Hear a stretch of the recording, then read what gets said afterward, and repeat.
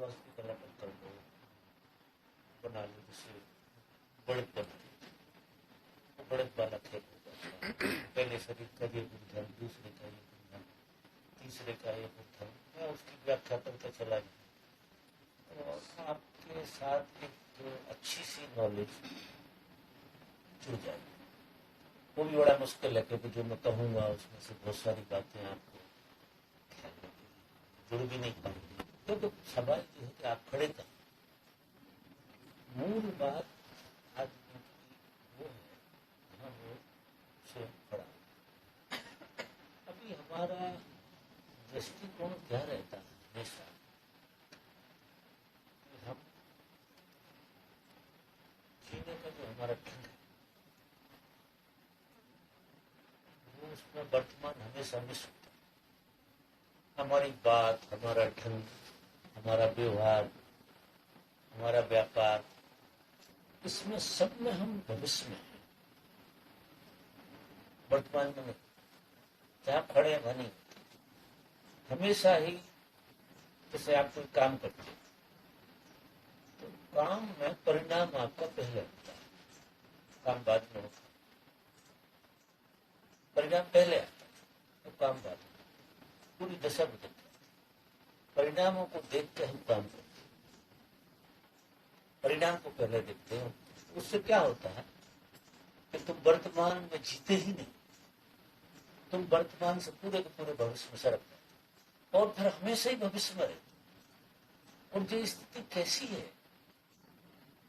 जैसे आप बाहर खड़े होकर देखेंगे तो आपको ऐसा लगेगा कि कहीं जमीन आसमान से मिल गई, कहीं आसमान जमीन में मिल रहा है, दिखाई दे रहा, तो वहां जाके आसमान जमीन से मिलेगा। आपको वो दिखाई दे रहा है, जहां आप खड़े हो वहां दिखाई दे रहा। और आप क्या है, जहां खड़े हो वहां चलते नहीं, क्या देखते हो? तो वो आसमान जहां मिला है, हमें वो आसमान को छूना है, हमें आसमान को छूना है। और आसमान अगर हम वहां पहुंच गए तो छू ले। जब तुम उस जगह पे जाते हो तो ठीक वही स्थिति होती है कि आसमान उतनी दूरी को छू रहा होता है, और तुम वहां फिर जाके खड़े हो तो फिर आसमान फिर छू रहा होता है। इसका मतलब क्या होता है कि तुम कभी भी अपने में नहीं होते, अपने केंद्र में नहीं।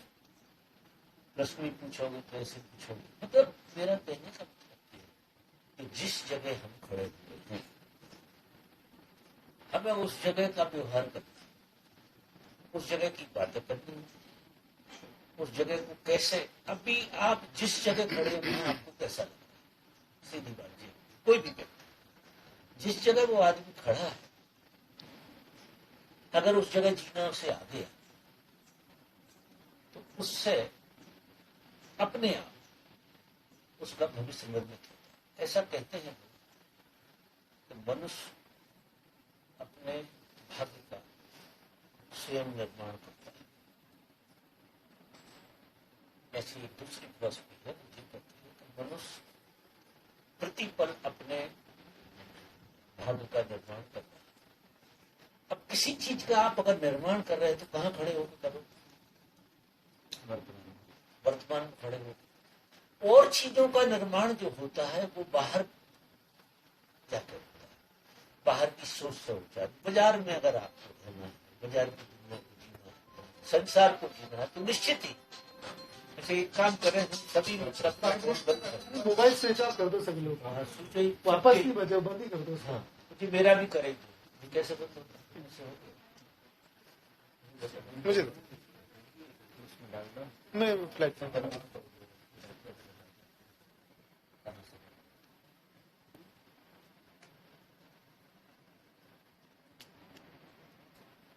पहले वाला था तो बड़ी जल्दी बंद कर लेते थे, क्योंकि ऊपर दे दिया किसी, उसे समझने में टाइम। तो मेरा मतलब ये है कि बाहर के जगत में अगर आपको जानना है तो फिर भविष्य की बात होती है, इधर की उधर। लेकिन अगर आप ऊपर कुछ करना है, आपके ऊपर क्या करना है, आप बहुत गहरे में हमारी सबकी जो खोज है कि हम कैसे शांत, कैसे प्रेमपूर्ण, कैसे आनंदपूर्ण हो जाए, ये सबकी खोज है। हम जितने लोग बैठे और उसी के लिए आप पापड़ बेचते हैं।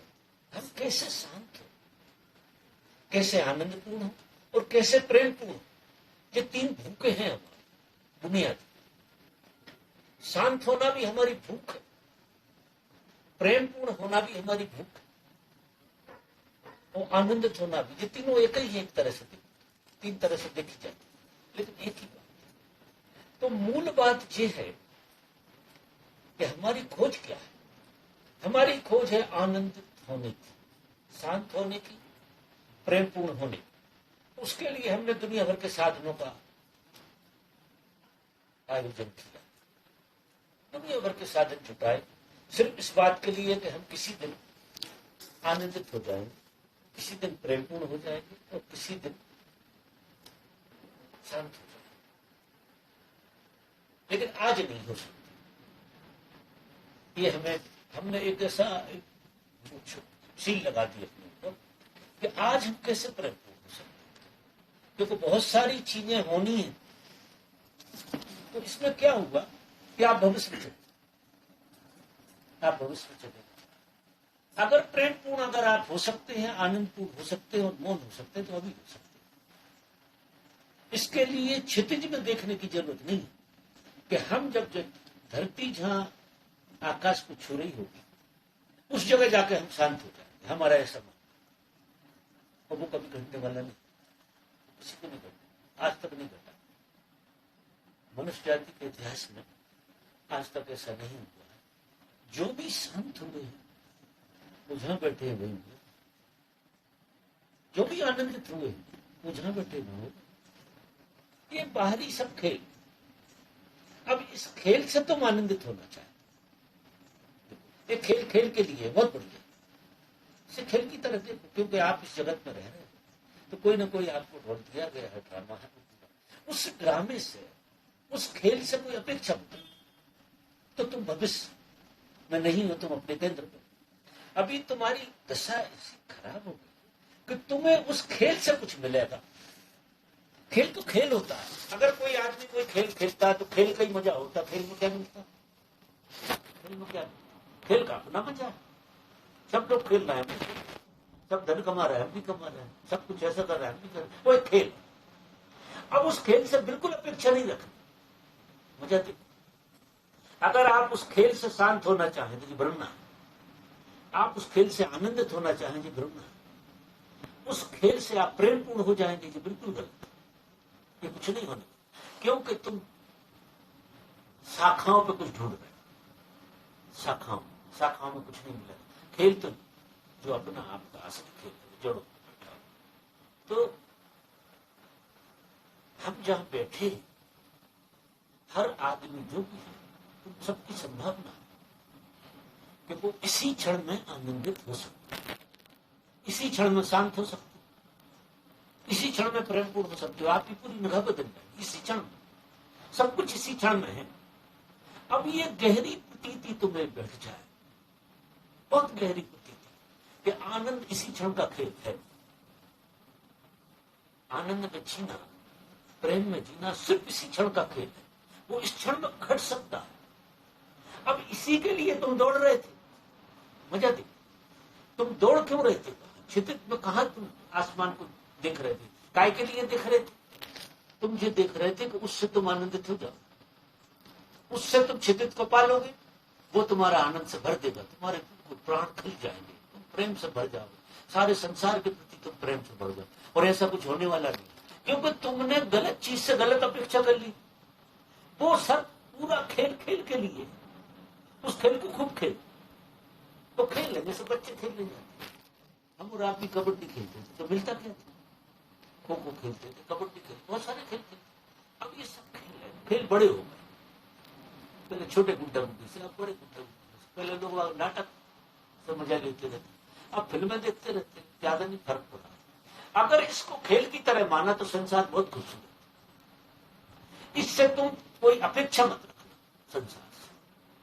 संसार से आपको आपके अलावा अगर किसी चीज से अपेक्षा है, आपके अलावा, देखो सब कुछ आप में से निकलने वाला है। जो भी महत्वपूर्ण है वो आपसे निकलता है, और जो भी खेल खिलौने है वो बाहर आते, वो बाहर मिल जाते हैं। तो वो खेल खिलौने एक दूसरे को समझाने के लिए बहुत बढ़िया। लेकिन अगर जीवन में और जो जरूरत सबकी है, मैं नहीं कहता कि आदमी परमात्मा की जरूरत है, ऐसा आदमी मुझे कम दिखता है जिसको परमात्मा, लेकिन यार शांति तो सब होना चाहिए, आनंद तो सब होना चाहिए, और प्रेमपूर्ण भी सब होना चाहिए। ये तो वासना है हमारी भीतर गहरी, नहीं है। आप शांत होना चाहते, निश्चित ही प्रेमपूर्ण होना चाहते, आनंदित होना चाहते, ये तो हमारी प्राणों में भरी, क्योंकि ये स्वाभाविक चीजें हैं। अब स्वाभाविक चीजें गैर स्वाभाविक चीजों से नहीं भरी जा सकती। तो अब जैसे आपने प्रश्न किया, तो मैं 7 शरीरों की बात करूं। अब शुरुआत कहां से होगी? पहले शरीर से। समझ रहे मेरी बात? अगर पहला शरीर आपका स्वस्थ होता है तो अपने पहले शरीर में से ही दूसरे शरीर का जन्म होता है।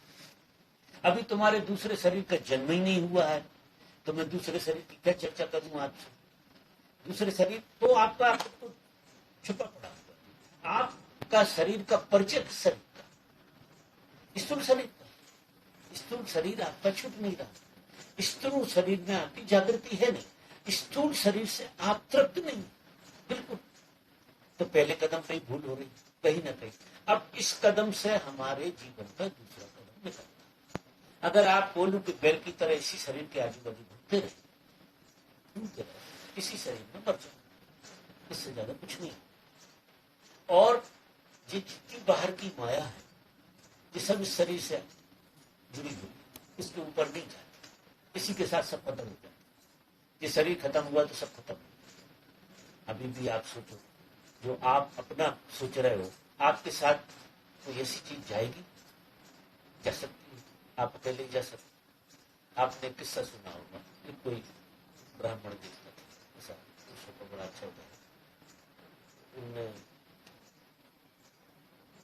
बड़े कंजूस थे, इतने कंजूस कि वो हमेशा ही अगर 10 किलोमीटर 15 किलोमीटर भोजन होता था तो मुझे ले जाते, वो भोजन करते, सब भोजन अपने घर का बचाते थे, वो दान दक्षिणा लाते थे, इकट्ठी करते।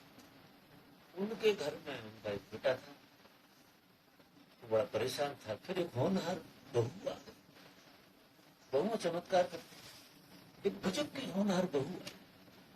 उसने देखा पापा जी जो है किसी दिन घर का खाना नहीं खाते, ये रोज ही जाते हैं, कहीं 10 किलोमीटर, कहीं 15 किलोमीटर, कहीं 20 किलोमीटर, और वहां से दक्षिणा लेते।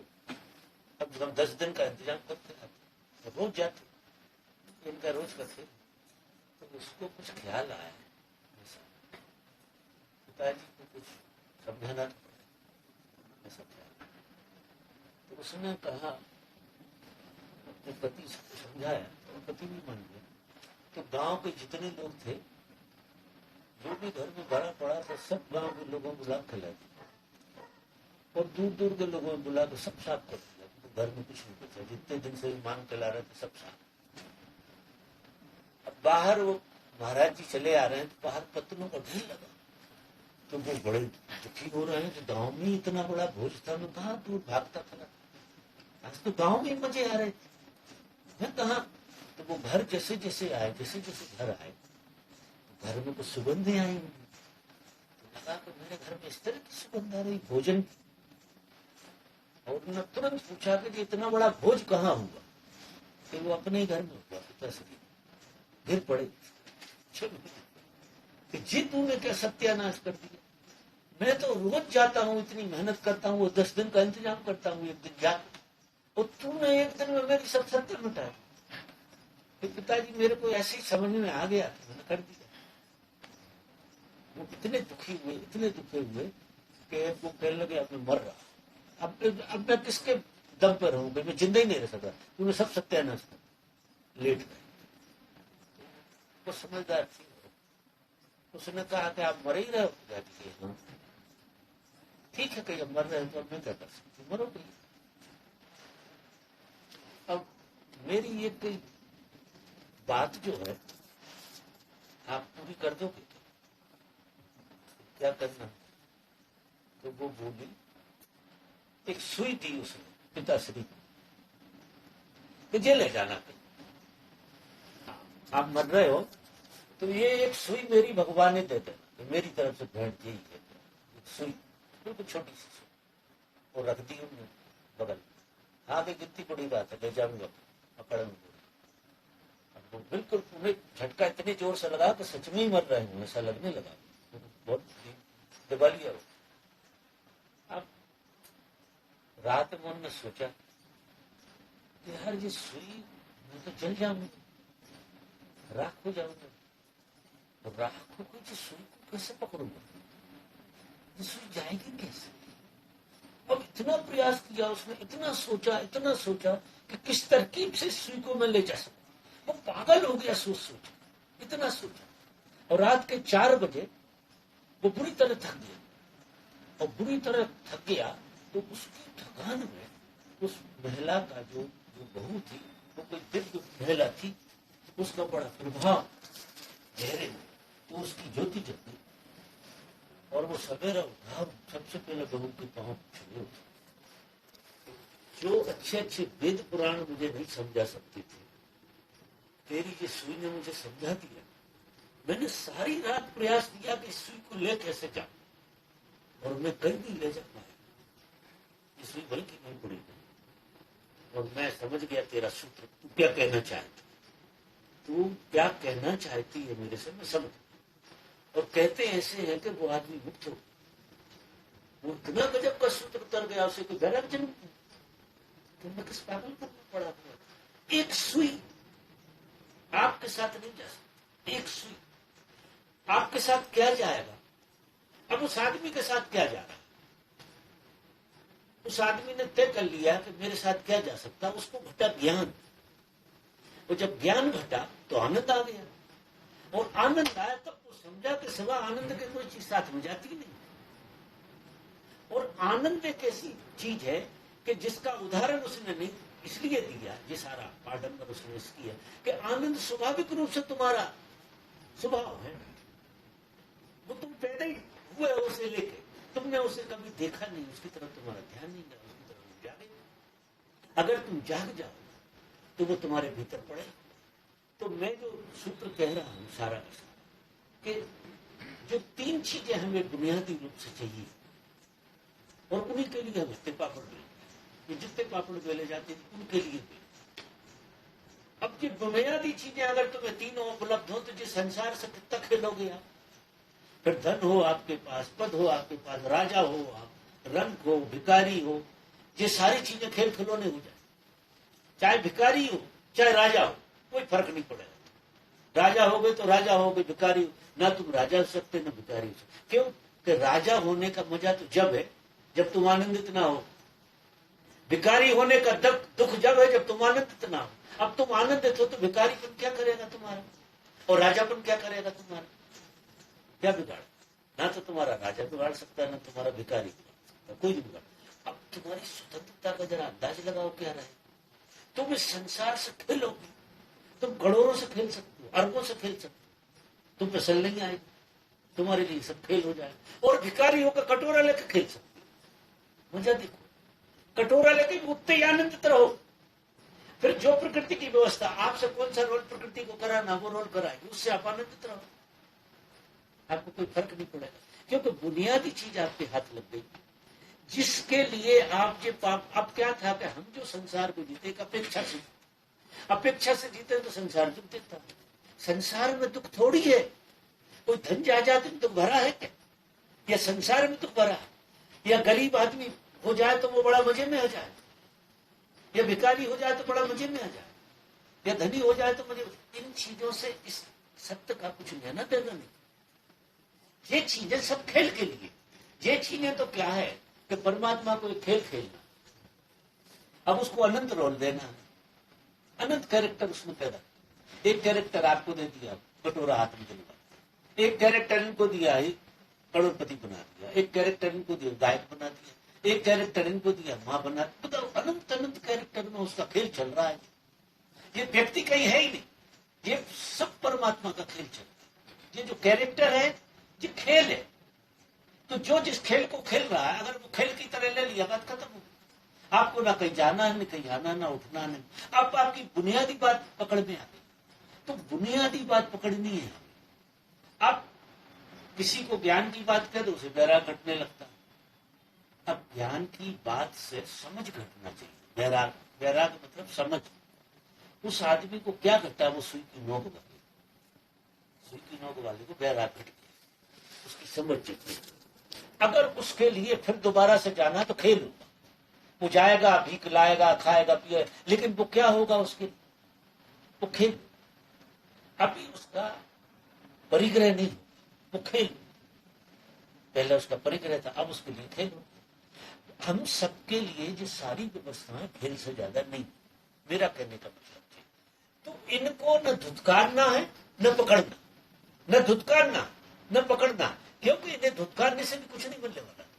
तुम सोचो कि आज नंगे होकर वहां खड़े हो जाओ, सब छटपट दे दो, किसी की कुछ नहीं होने वाला। और सबकी छटपट छुड़ा के तुम्हारे पास रख लूं तो भी कुछ नहीं होने वाला, क्योंकि ये दोनों बुनियादी बातें बाहर। उससे आपके आनंद का कुछ लेना देना नहीं, मेरा कहने का मतलब है। आपके आनंद का किसी भी व्यवस्था से कुछ लेना। इसलिए व्यवस्था की सोचो ही मत कि व्यवस्था से ऐसे, व्यवस्था हो रही है, नहीं हो रही है, नहीं हो रही है तो हो रही, उसे होने दो। अगर होने का आयोजन चल रहा तो होने दो, ना होने को चल रहा तो ना होने दो। उसके मतलब उससे अपेक्षा मत रखो, खेल की तरह रखो। आपके कैरेक्टर है, कैरेक्टर खेल रहे हैं। अब मूल बात आनंद की है, मूल बात आनंद तुम्हारा स्वभाव। तो पहले आप अपने को टटोलो, बाद में खेल को खेलो। क्योंकि खेल अगर आपने अपने को टटोल कर नहीं खेला तो खेल से अपेक्षा हो जाएगी, और खेल से अगर अपेक्षा हो गई तो आपका सूत्र ही बदल गया, पूरी रामलीला बदल गई पूरी। खेल से अपेक्षा जिनकी बनती है उनके जीवन में न शांति आती, न आनंद आता और न प्रेम घटता। ये तीनों चीजें नहीं घटती, क्योंकि खेल से हमने अपेक्षा। अब खेल तो क्या होता है कि कभी खेल आपके फेवर में होता, कभी आपके फेवर में नहीं होता। तो जब फेवर में होता है तो आपको ऐसा मजा जैसा लगता होता नहीं, और जब खेल फेवर में नहीं होता तो आपको तकलीफ जैसी लगती है। वो भी कोई बड़ी तकलीफ नहीं लगती, जरूर ऐसा लगता है कि सब सत्यानाश हो, लेकिन कोई सत्यानाश किसी का होता नहीं। यहाँ किसी चीज से किसी का कुछ नहीं बिगड़ने वाला, क्योंकि जो आदमी जहाँ खड़ा वो पूरा खड़ा, और जो खेल है उसका वो बाहर ही चल रहा है, वो बाहर चलता रहता है। तो ना पकड़ना है ना छोड़ना। ओशो भी वही बात कहते हैं, ना तो तुम्हें कोई चीज पकड़ना है ना कोई चीज छोड़ना, तुम इसे खेल बना लो। अगर जिंदगी को किसी ने खेल बना लिया तो जीवन उत्सव है। जीवन की हर घटना में उत्सव है, क्योंकि उत्सव की शुरुआत तो तुमसे होगी ना, और तुमसे जब उत्सव होगी तो तुम्हारा खेल भी उत्सव होगा। अगर तुम भीख भी मांग रहे होगे तो भीख मांगने में भी उत्सव होगा। जो सच्चे भिखारी हैं, तो सच्चे सच में भिखारी जिनसे मिलते, तुमने कुछ दिया तो या नहीं दिया तो वो क्या बोलते हैं, दे जिसका भला और ना दे उसका भी भला।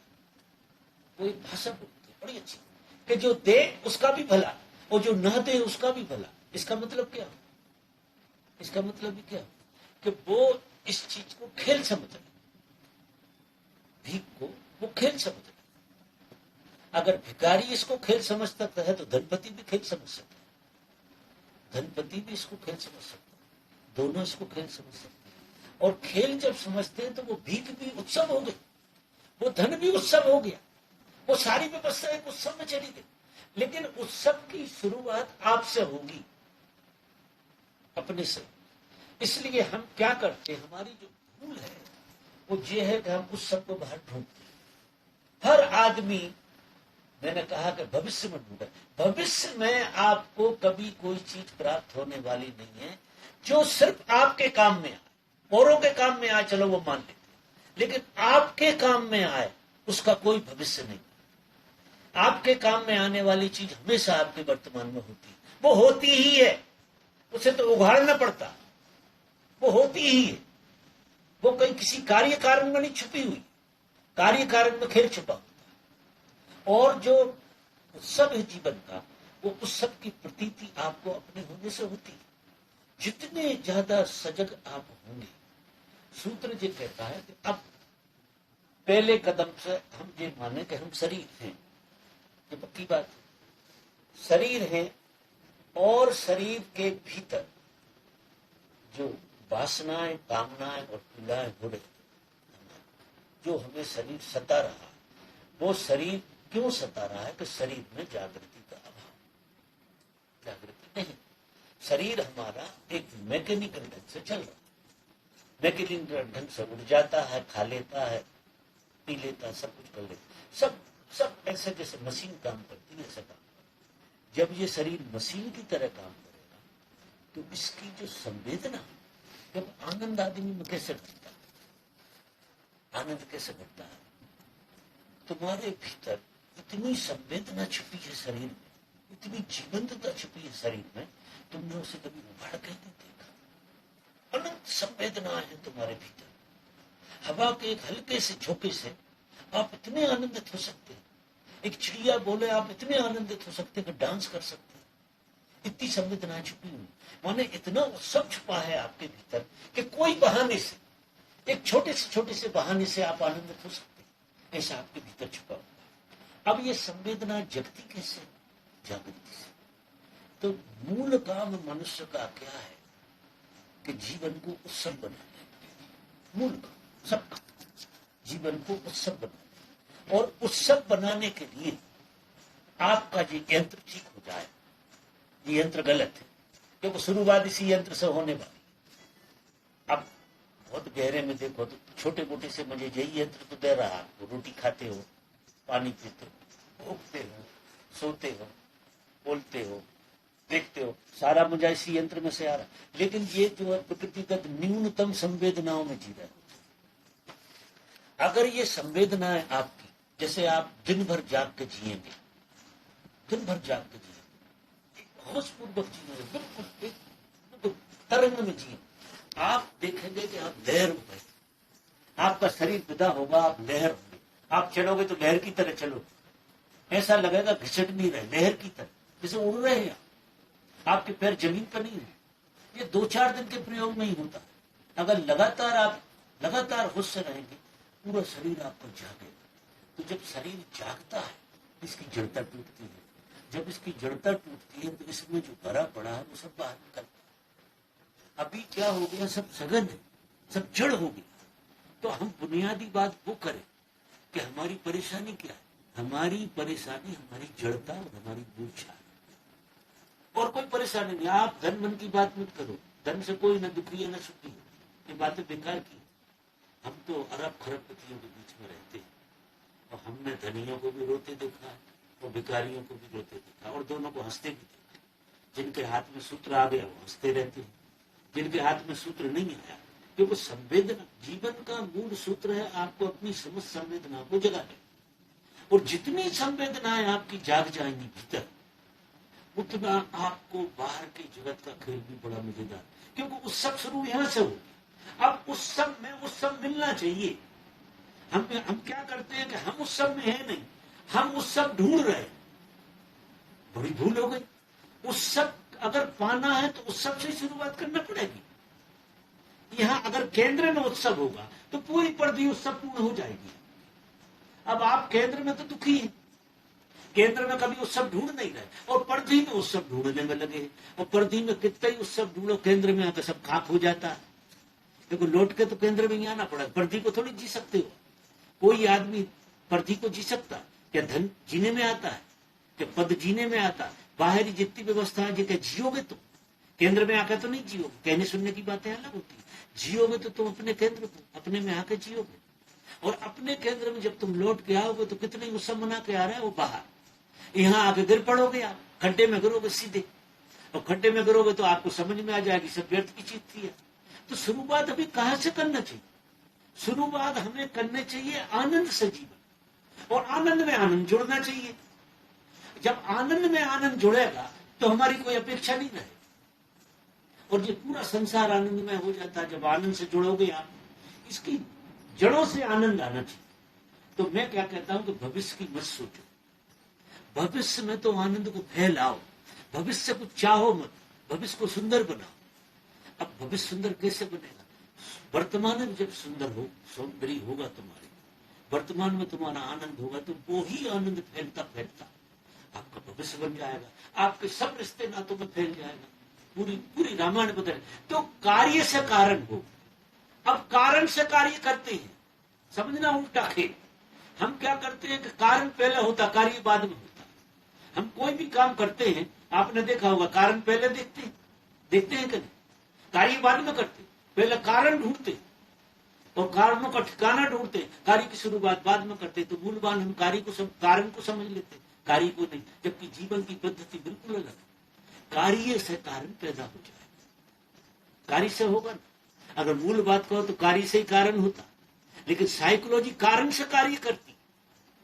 पहले कारण ढूंढते हो, फिर कार्य करते हो। उल्टा हो गया, सारी रामायण बिल्कुल अलग हो गई। तो पहले कार्य, आपका कार्य, उससे कारण पैदा हो जाए, होते रहेंगे कारण, उसकी परवाह किसको करनी है? धारा कहाँ जाएगी? तो जीवन में शुरुआत में हमारा आनंद होना चाहिए, और उसकी सीधी सीधी विधि है। जैसे ही आप जाग के जीना शुरू करो, एक दिन भी जाग के जीना। देखो, जब आप लोग हमारे साथ बैठते हैं सत्संग, और एक हारमोनी बनती है हमारे यहाँ, क्या घटता है? घटता यह है कि आप ज्यादा संवेदनशील हो जाते, ज्यादा खुल जाते। आप जब मत समझना कि मुझसे कुछ निकल गया आप में ज्यादा, ये ब्रह्म मत रहे। ना मुझसे कभी कुछ निकलता है और ना आप में कभी जाता। मेरी मौजूदगी में आप पिघलने लगते, आप खुलने लगते, और आपका ही आनंद आपके ऊपर आता है, आपका ही आनंद आप में उतरने लगता है। आपकी पूंजी आपको पूंजी जैसी दिखने लगती, आपकी कंगाली मिटने लगती, खो जाते हुए चले आते। बहुत बार देखता हूँ मैं, आदमी चला आ रहा, रोता हुआ खो जाता, पता नहीं क्या करता। और अगर वो ट्यूनिंग में आया, कोई बात बन गई और मेरी और उसकी ट्यूनिंग में, वो आदमी वही का वही आनंदित हो जाता। अब कोई मैंने जादू नहीं किया, यहाँ जादू वादू करने का है भी नहीं। मजा ये है कि मैं एक संवेदना को जीता, एक आनंद की अनुभूति, और हम सब जुड़े हुए एक आनंद की अनुभूति। वो आनंद की अनुभूति जाने अनजाने आपको होने लगती। तो कोई मेरे द्वारा हुई ऐसा मत समझ, मैं तो अपने में मौजूद हूँ बस, और वो आपकी मौजूदगी आपको पकड़ जाती है। और जैसे ही आपकी मौजूदगी पकड़ती है, मुझे में आते। अब ये मौजूदगी सीधी भी पकड़ी जा सकती है, जो तो सीखने की बात। मुझे कब कब ढूंढोगे, कहाँ कहाँ ढूंढो? तुम तो अपाहिज हो जाओगे अगर ऐसी रामायण पड़ी कि तुम अगर ये सूत्र को नहीं समझे तो तुम एक अपाहिज की जिंदगी जियोगे। अब बाबा के बगैर हम जी नहीं सकते।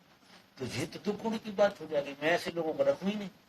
मैं लोगों को समझाता हूं कि मैं तुम मेरी बात समझो, मैं तुम्हें स्वतंत्र करना चाहता हूं। तुम जिस अवस्था को मैं जी रहा हूं, ठीक तुम पात्र हो उस अवस्था को जीने की। थोड़ा प्रयास करो, थोड़ा सा प्रयास करो। तुम गागर को थोड़ी सीधी करो, तुम कारण से कार्य को मत जोड़ो।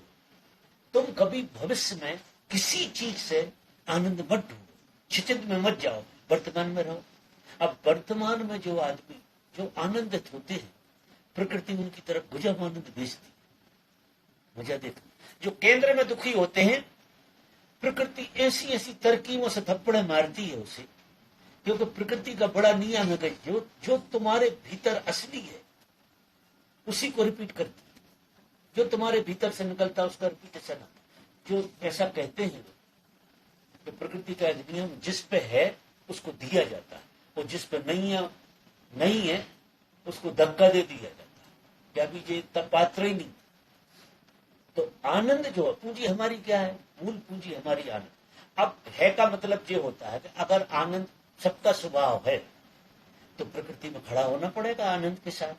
तो प्रकृति अगर तुम्हारे पास है, मतलब तुमने ओपन कर लिया है, तो प्रकृति कई गुना करके तुम्हें उसमें डालती रहती। सब तरफ तुम्हें प्रेम मिलेगा, सब तरफ तुम्हारा आनंद घटेगा, सब तरफ लीला बिल्कुल अलग हो जाएगी जिंदगी की।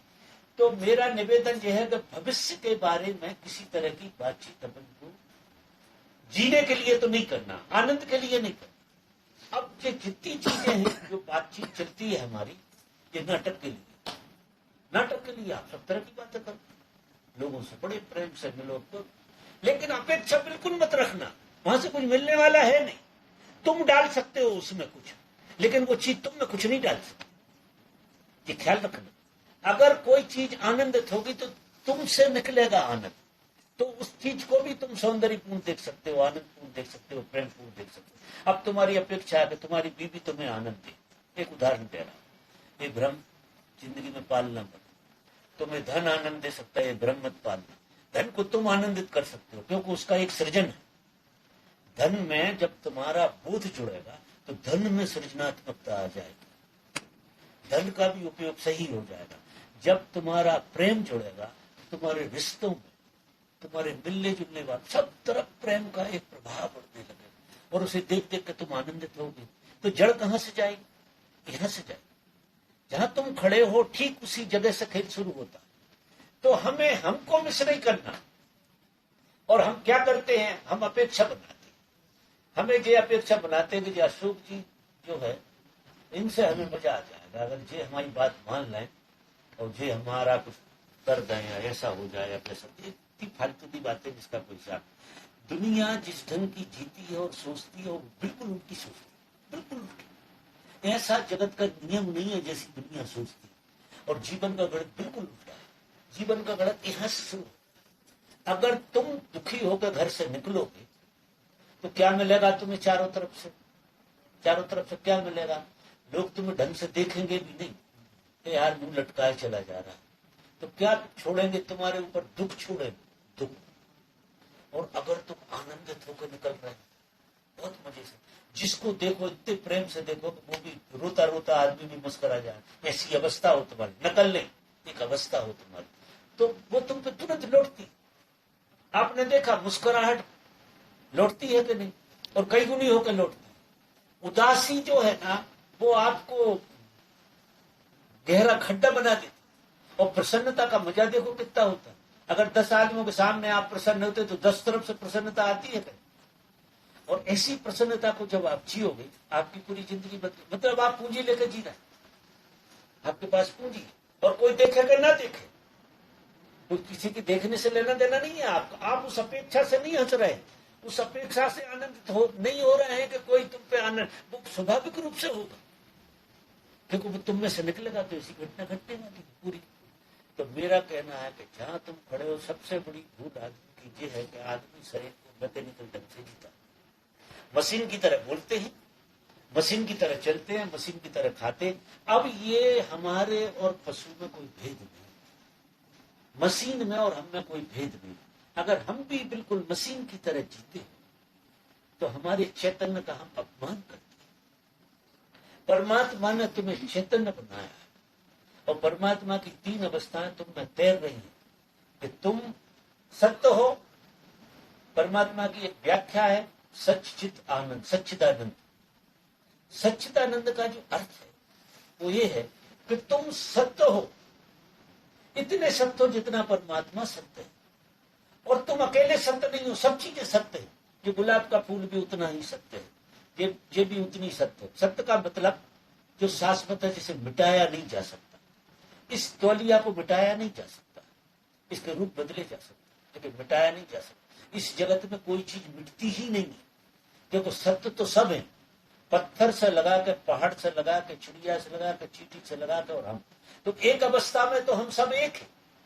सत्य की तरह तो हम सब एक है लेकिन चैतन्य में भेद है। हमारे और सब चीजों में चैतन्य में भेद है। हम सत्य भी हैं और चैतन्य भी हैं क्योंकि बहुत चीजें ऐसी हैं जिनको है और होने का बोध नहीं, लेकिन तुम ऐसी चीज हो कि तुम हो भी और तुम्हें होने का पता भी लगता है। इसका मतलब क्या है? पत्थर है जैसे तुम हो वैसा वो है, लेकिन पत्थर को होने का बोध नहीं है क्योंकि उसमें चैतन्यता नहीं है। फिर थोड़े पशु घन पक्षी हैं तो उनमें ना के बराबर चैतन्यता का बोध। उन्हें जब बोध होता है तो भूख, प्यास, भय, 3-4 चीजें जब आती है तब पशुओं को पता लगता है। अदरवाइज पशुओं को जो पता नहीं लगता तो वो है। लेकिन मनुष्य को गजब की बात है कि जो कोई भी चीजें नहीं होती फिर भी उसे होने का बोध होता है। तो 2 अवस्थाएं करीब करीब हमें पता होती है। एक, हम सत्य हैं, इतने सत्य हैं कि हम कभी मिट नहीं सकते, कभी कोई मिटता नहीं, कभी कोई मरता नहीं।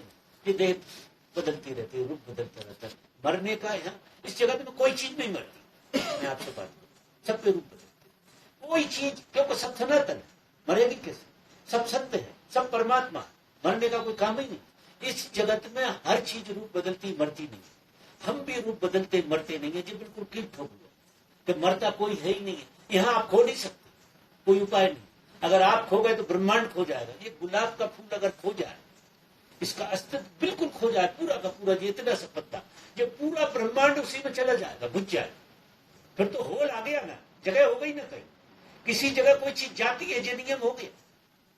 अगर ये इतना सा भी गायब हो जाए ना यहाँ से, तो पूरा ब्रह्मांड खत्म हो जाएगा। चांद तारे सूरज सब उसी में बुझ जाएंगे, सब अलोप हो जाएगा।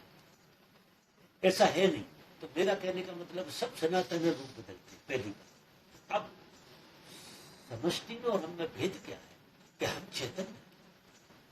अब चैतन्य अगर आप हैं, ऐसा बोध आपको सघन होता चला जाए तो क्या होगा, आपकी संवेदना बढ़ेगी। चैतन्य से चैतन्य बढ़ता है।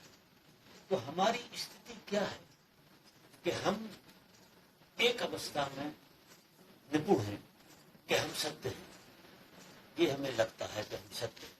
तो जो जो चीजें सत्य हैं, जो हमें चैतन्य नहीं है, उनके साथ हमारी दोस्ती जल्दी चलती है। आपने देखा हुआ कम बुद्धि वाला आदमी अपन से छोटी बुद्धि वाले से दोस्ती करता है, तो बड़ी बुद्धि वाले से चैलेंज हो जाता है। और बड़ा बुद्धि में रहता है, छोटी बुद्धि वाले से करेगा, बड़ी वाले से नहीं करे। हमारी भी स्थिति यही है कि हमसे एक कैटेगरी जो चीजें छोटी हैं, उनसे प्रेम करते हैं। अब ये तुम्हारा धन हुआ, पद हुआ, पदार्थ हुआ, जो भी हुआ, ईर्षा हुई, दोस्त, ये हमसे सब छोटे। हमने इन्हें गले लगा रखा, मजा दिखी, क्योंकि हमें चैतन्य की इतनी कमी है। चैतन्य की जिसमें भी कमी होती है, आप किसी बच्चे को देखना, चैतन्य अगर उसको कम है, बुद्धि का विकास उसका कम हुआ, तो हमेशा ही अपने से बिल्कुल गया बीता होगा, उससे दोस्ती करेगा, उसके पास जाकर बैठे।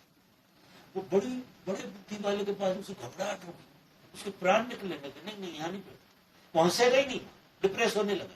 वो नीचे वाले के साथ हमारी स्थिति भी जाने जाने में ऐसी। हमेशा ख्याल रखना, अपने से श्रेष्ठ की दोस्ती करना, हमेशा अपने से श्रेष्ठ की दोस्ती करना, हमेशा ये ख्याल रखना। जहां से तुम्हें कुछ मिल सके, जहां से तुम विकसित हो सको, ऐसा साहित्य पढ़ो, ऐसा साहित्य पढ़ो जो हमसे श्रेष्ठ की खबर देता है, हमसे निकृष्ट की खबर ना देता, हमसे श्रेष्ठ की खबर। अब ये धर्म की जो इजाद है वो इसीलिए हुई कि धर्म की किताब लोग पढ़ते हैं तो क्या पढ़ते हैं कि वहां कुछ ऐसा होता है जो हमसे श्रेष्ठ होता है। और पढ़ते ही पढ़ते आपकी विचारधारा बदलती है, और विचारधारा बदलते ही बदलते आपकी चेतना में एक रोमांच शुरू हो जाता है। अगर किसी को ये आदत पड़ जाए अपने से श्रेष्ठ, हम दूसरों के लिए श्रेष्ठ होने की जो बात करते हैं कि हम दूसरों से श्रेष्ठ होते हैं, गलत है। वो संसार कि हम तुम्हें नीचा दिखाते हैं। हम दूसरे श्रेष्ठ क्यों होना चाहते हैं कि हम तुम्हें नीचा दिखाना चाहते हैं। आप जब श्रेष्ठ की उपासना करेंगे, अपने से श्रेष्ठ को देखेंगे, तो आप उस वजह से श्रेष्ठ नहीं हो गए कि दूसरे को नीचा दिखाए, क्योंकि श्रेष्ठ होने का आनंद बहुत रहेगा, आपकी खुशी बहुत रहेगी, आपकी मौज बहुत रहेगी।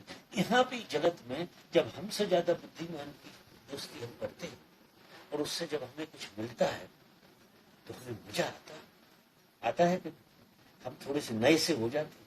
जब अपने से श्रेष्ठ के साथ दोस्ती करते हैं तो सीखते हैं किसी से, तो कितना अच्छा लगता है। तो आप हमेशा ही अब आपको जो पूरा सोच बदलनी पड़ेगी कि आप चिंतन किस चीज का करते हैं, आपसे निकृष्ट का कि आपसे श्रेष्ठ का। आपसे श्रेष्ठ का अगर आप चिंतन कर रहे हैं तो जो आवश्यक चीजें होती हैं, जो निकृष्टतम चीजें होती हैं, वे तो श्रेष्ठ का पीछा कर रही हैं। कारण क्या है, यहाँ ऐसा मत समझो, ये जो पेड़ पौधे आप जिनको देखते हो, जब इनके बगल से तुम निकलते हो, ये प्रार्थना करते हो मनुष्य होने की। जब पशुओं के बगल से आप निकलते हो, पक्षियों के बगल से निकलते हो, इनको इतना बोध होता है कि ये प्रार्थना करते हैं मनुष्य होने की। मनुष्य होना इस जगत की सबसे श्रेष्ठतम परमात्मा की कृति है। और पूरी प्रकृति का जो खेल है, ये सब मनुष्य की राह देख रहा है। सब कभी कोई मनुष्य जब किसी बगीचे में पहुंचता है तो आप जब समझना कि बगीचे में आप आनंदित होते, आप क्योंकि इतनी संवेदना आपके अंदर है नहीं, इसलिए मैं कहता हूं कि पहले संवेदना को जगाओ, फिर खेल दो। जिन चीजों के पीछे पड़े हो तुम, वो चीजें तुम्हारे कितने पीछे पड़ी, वो सूत्र समझ में आएगा। जिन चीजों को तुम ढूंढ रहे हो वो तुम्हें कितनी ज्यादा जोर से ढूंढ रहे, ये तुम्हें ख्याल नहीं। जिनके पीछे तुम भाग रहे हो वो सब तुम्हारे पीछे भाग रहे, वो तुम होना चाहते, और तुमने रिवर्स गियर लगा रखा कि तुम वो होना चाहते जो तुम हो नहीं सकते। अब तुम्हारा जो विकास हो गया है, तुम एक चैतन्य की अवस्था में आ गए, तो तुम जड़ तो नहीं हो सकते, कोई उपाय नहीं है, तुम पेड़ पौधे तो नहीं हो सकते। लेकिन पेड़ पौधे प्रार्थना कर रहे हैं कि तुम हो जाओ, और तुम पेड़ पौधों को प्रार्थना कर रहे हो कि हम तो नीचे चले जाए। मेरा उससे मतलब कोई पेड़ पौधों से ही नहीं है, हर चीज पदार्थ की तरफ तुम दौड़ रहे हो। पदार्थ की तरफ अगर तुम दौड़ रहे हो तो तुम क्या कर रहे हो, तुम्हारी अवनति करने की कोशिश। अब तुम्हारे अंदर बड़ा संघर्ष चल रहा, तुम कहते हो जीवन में बड़ा संघर्ष। किस बात का संघर्ष? संघर्ष ये है कि नियति है श्रेष्ठ होने की, नियति तो श्रेष्ठ होने की है, और समझ निकृष्ट होने की चली जा रही, तो तनाव हो गया। रात के नींद नहीं आती, विचार पकड़े रहते। काय के विचार पकड़े रहते? क्यों फंसा रहता है यार? इसलिए फंसा रहता है कि अपने चैतन्य को पदार्थ में डाल दिया। अब पदार्थ चैतन्य हो नहीं सकता, कोई उपाय नहीं। पदार्थ को चैतन्य नहीं बना सकते हो आप, कितना ही फंसा कर रखो, निकल कर फिर आ जाता, फिर तुम में आ जाता। अब अगर फ्री होना है तो श्रेष्ठ की याद करो। तो मैं कहता हूं कि चिंतन करो अच्छे लोगों को, घंटा 2 घंटा सबको भगवान की आराधना, चिंतन, जो भी श्रेष्ठतम किताब हो, जिसमें भी आपकी श्रद्धा हो, आपकी मौज हो, उसका टाइम कम होता है। आप देखो, फिल्म देख लेंगे, टीवी देख लेंगे, उपद्रव सब करते रहे, मजा आला घंटा 2 घंटा निकाल रहे चैतन्य के लिए। तो आप अगर चैतन्य को समय नहीं निकालोगे तो चैतन्य निखरेगा कैसे, आप आनंदित कैसे होंगे? तो 3 अवस्था है। पहली अवस्था सत्य तो तुम सब हो। फिर दूसरी अवस्था है चैतन्य, कि तुम चैतन्य हो। ये बहुत अद्भुत बात है कि तुम चैतन्य, तुम हो। चैतन्य का मतलब तुम हो और तुम्हें होने का बोध। ये अद्भुत बात है, ये इतनी बड़ी गिफ्ट है हमारे लिए, जिसका कोई, ये छलांग है प्रकृति से परमात्मा में जाने की, ये जबरदस्त छलांग है कि जहां किसी को ये बोध होता है तो वो है, और उसे होने का बोध। ये छलांग हो गई, बड़ी छलांग। अब अगर कोई आदमी इस चैतन्य में ठहरने लगे, हैपन में तो ठीक है, वो तो हो ही, तो उसमें तो कुछ करने की जरूरत। लेकिन जो चैतन्यता का बोध, वो हो गई तुम्हारी मौजूदगी। चैतन्य की तरह तुम मौजूद हो ना, तुम्हारी अगर मौजूदगी है तो चैतन्यता की तरह। तो तुम्हारा जो चैतन्य है उसका डेवलपमेंट, तो वो अभी परमात्मा ने तुम्हें कैसा दिया है, वो जैसे एक हल्की सी ज्योति जला देती, केरासिन। अब इस ज्योति को तुम्हें डेवलप करना है, तो अब ज्योति को, ज्योत से ज्योत जलाओ। जो ज्योति है उस ज्योति के प्रति, उस बोध के प्रति तुम ज्यादा बोधपूर्ण हो। जैसे ही तुम बोधपूर्ण हो गए वो ज्योति बढ़े, क्योंकि जिस चीज के प्रति तुम, धन के प्रति बोधपूर्ण हो गए तो धन बढ़ता है। अभी ये क्या है कि हम किस चीज को समर्पित होते हैं, हम जिसको समर्पित होते हैं उसे उपलब्ध होते हैं। तुम धन को समर्पित हो जाओ, अच्छी तरह से धन को उपलब्ध हो जाओगे, पक्की बात। तुम किसी स्त्री को समर्पित हो जाओ, स्त्री उपलब्ध हो जाती। तुम किसी वासना को पूरे समर्पित हो जाओ 100%, वो तुम्हें उपलब्ध होती। अगर तुम परमात्मा को उपलब्ध होगे, परमात्मा को समर्पित होगे तो परमात्मा को उपलब्ध होगे। अब तुम्हें देखना है कि तुम समर्पित किस चीज को होते, क्योंकि यहाँ इस जगत में कोई भी चीज बिना खोए नहीं पाई जा सकती। इस जगत में कुछ खोया जाता और कुछ पाया। इस जगत का इतना गजब का नियम है, इसलिए मैं मित्रों से कहता हूं कि मांगने की आदत बंद कर दो। मांगने की आदत सबसे खराब आदत है, क्योंकि तुम मांगो मिलेगा भी, लेकिन तुम रो क्या रहे हो जी तुम्हें पता ही नहीं लगेगा, क्योंकि यहाँ तो बैलेंस है पूरा का। ये जगत इतना गजब के बैलेंस में जीता, किसी को नहीं छोड़ता। यहाँ परम न्याय है, यहाँ इतना गजब का न्याय हो रहा है कि सब चीजें जो उसी समय होता है, और न्याय उसी समय तत्क्षण। मैंने एक बात कही, तुम्हें एक मच्छर मारती, तुम्हारी जीवन तो उतनी कम हो जाती, तुम्हें पता ही नहीं। तुमने अपने को बचा लिया मच्छर मार, लेकिन तुम्हें पता ही नहीं है उतनी जड़ तक घुस गई तुम्हारे अंदर, तुम उतने जड़ हो गए। तुमने एक जीवन को ब्रेक लगाया, तुम्हारे भीतर जीवन में ब्रेक लगा, तुम्हें पता ही नहीं। अब तुम किसी को बचाते हो तो उसको बचाने में तुम कितने बच जाते हो तुम्हें पता ही नहीं। तुम्हारे भीतर प्राण पूरे के पूरे ऊपर उठ जाते, मरे हुए प्राणों में भी जान आ जाती। अगर किसी मरे हुए को बचाते तो मरे हुए में प्राण आ जाते। तो अब इस जगत का एक परम नियम काम कर रहा है कि जो तुम पा रहे हो उसके बदले में कुछ खो रहे हो, तो बहुत सचेत होकर जीना पड़ेगा। तो जो भी पाओगे उसके बदले में खोना तो है, पक्की बात होना पड़ेगा, बिना खोए पाया नहीं जाए। तुम पदार्थ पाओगे चेतन खो, ये पक्की बात, पक्की बात। तो पदार्थ मिलेगा तो मांग मत करो, मांग मत करो, क्योंकि चैतन्य जो है, अगर चैतन्य तुम्हारा अद्भुत चैतन्यता से भरेगा तो ये चीजें तुम्हारी तरफ दौड़ रही, तुमने मांग का सत्यानाश कर, ये सारी चीजें तुम्हारी तरफ दौड़ रही। मजा देखो, तुमने श्रेष्ठ को चुन लिया, इन्हें तो श्रेष्ठ होना है ना सबको, तो श्रृंखला कहां से, जो सब शुरू हो जाए, सब तुम्हारी तरफ भागता है। अगर तुम चेतन होते तो सब कुछ तुम्हारी तरफ भागने लगता है। तुम आश्चर्य करो, अब सारे साधुओं का खेल देखो, अगर गहरे से देखते हम कुछ भी कहे कि पाखंडी है, आडम्बरी है, तो ये है, तो कुछ नहीं करते। वो चैतन्य को इतना जीते हैं कि सारी चीजें उनकी तरफ दौड़ती, उन्हें जरूरत भी नहीं होती, इतनी चीजें दौड़ती रहती और इसका तमाशा देखते रहते। तभी तो वो समझाते हैं कि तुमने मूल में भूल कर ली।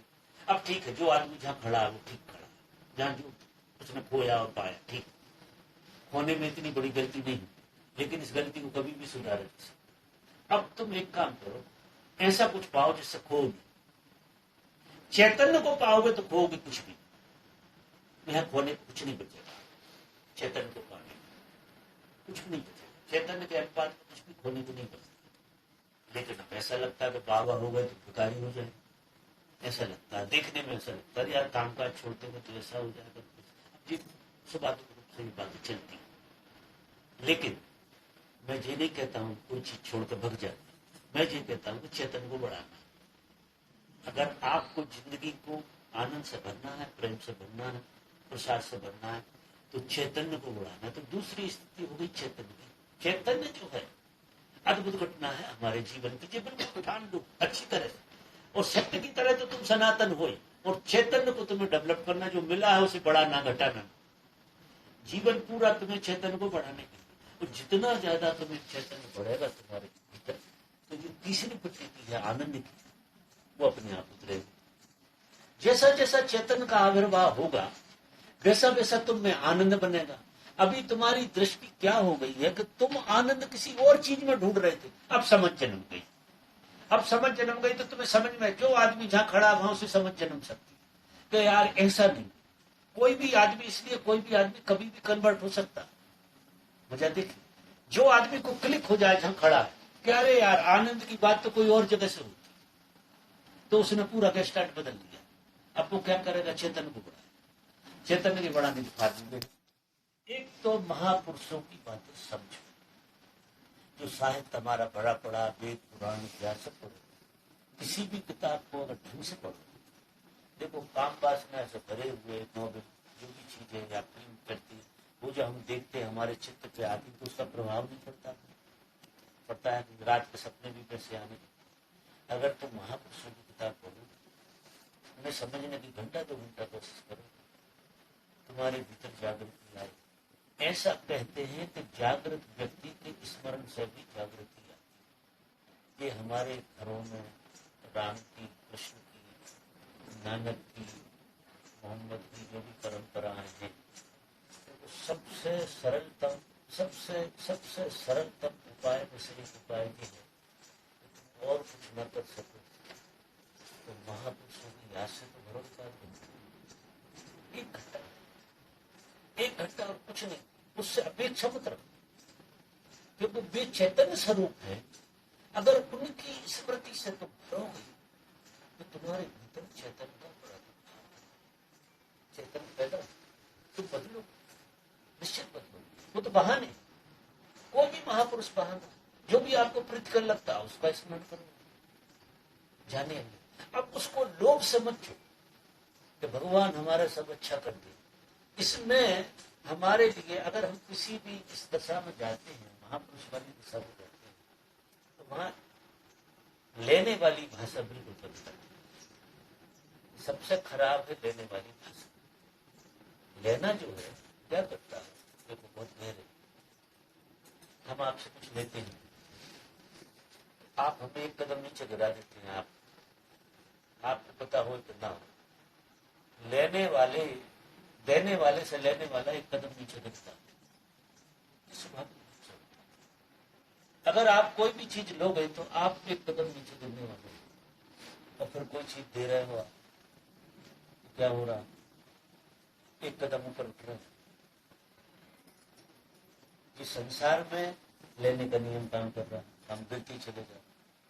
धर्म में जब तुम पढ़ना शुरू करो तो पहली शर्त है कि लेने की भाषा बंद कर दो। परमात्मा से भी लेना नहीं, लेने की भाषा परमात्मा से बिल्कुल मत बोलना, भूल कर भी मत बोलना। नहीं, तुम्हारा परमात्मा भी संसार का हिस्सा। परमात्मा को तुम्हें निस्वार्थ याद करना। तो अब तुम क्या कर रहे हो, तुम्हारा भाव और भक्ति दे रहे हो, उसमें भाव और भक्ति डाल रहे हो, तो तुम दे रहे हो, देने की प्रथा आ गई। तुम परमात्मा की तरफ ध्यान दे, भाव और भक्ति दे, और जब तुम्हें देने की कला आएगी तो तुम्हें जीने की कला आएगी। मजा यह है कि जो लेने की कला में ही जीने की कला बिगड़ गई, क्योंकि लेना लगता बड़ा सरल है। लेना जो है बहुत सरल लगता है, किसी ने कुछ दे दिया हमने ले लिया, लेना बड़ा सरल लगता है। लेकिन पता ही नहीं है उस लेने में क्या होता है, कि जिसने दिया है वो तो उठ जाता है, और जिसने लिया है वो गिर जाता है। जाने अनजाने ऐसा होता है, जाने अनजाने, क्योंकि इस जगत का नियम है, उस नियम के बाहर तुम जा नहीं सकते, कोई उपाय नहीं। तुम किसी को लूट लिए तो तुम लुट गए, तुम कहां से लुट गए जो तुम्हें पता नहीं, तुम्हारा लुटने का तुम्हें अंदाजा नहीं होगा कहां से।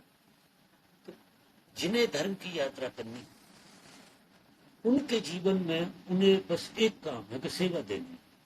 आप किसी जगह पे हो, किसी पोस्ट पर हो, किसी काम में हो, तो आपको क्या देने का काम ज्यादा है, सेवा दीजिए।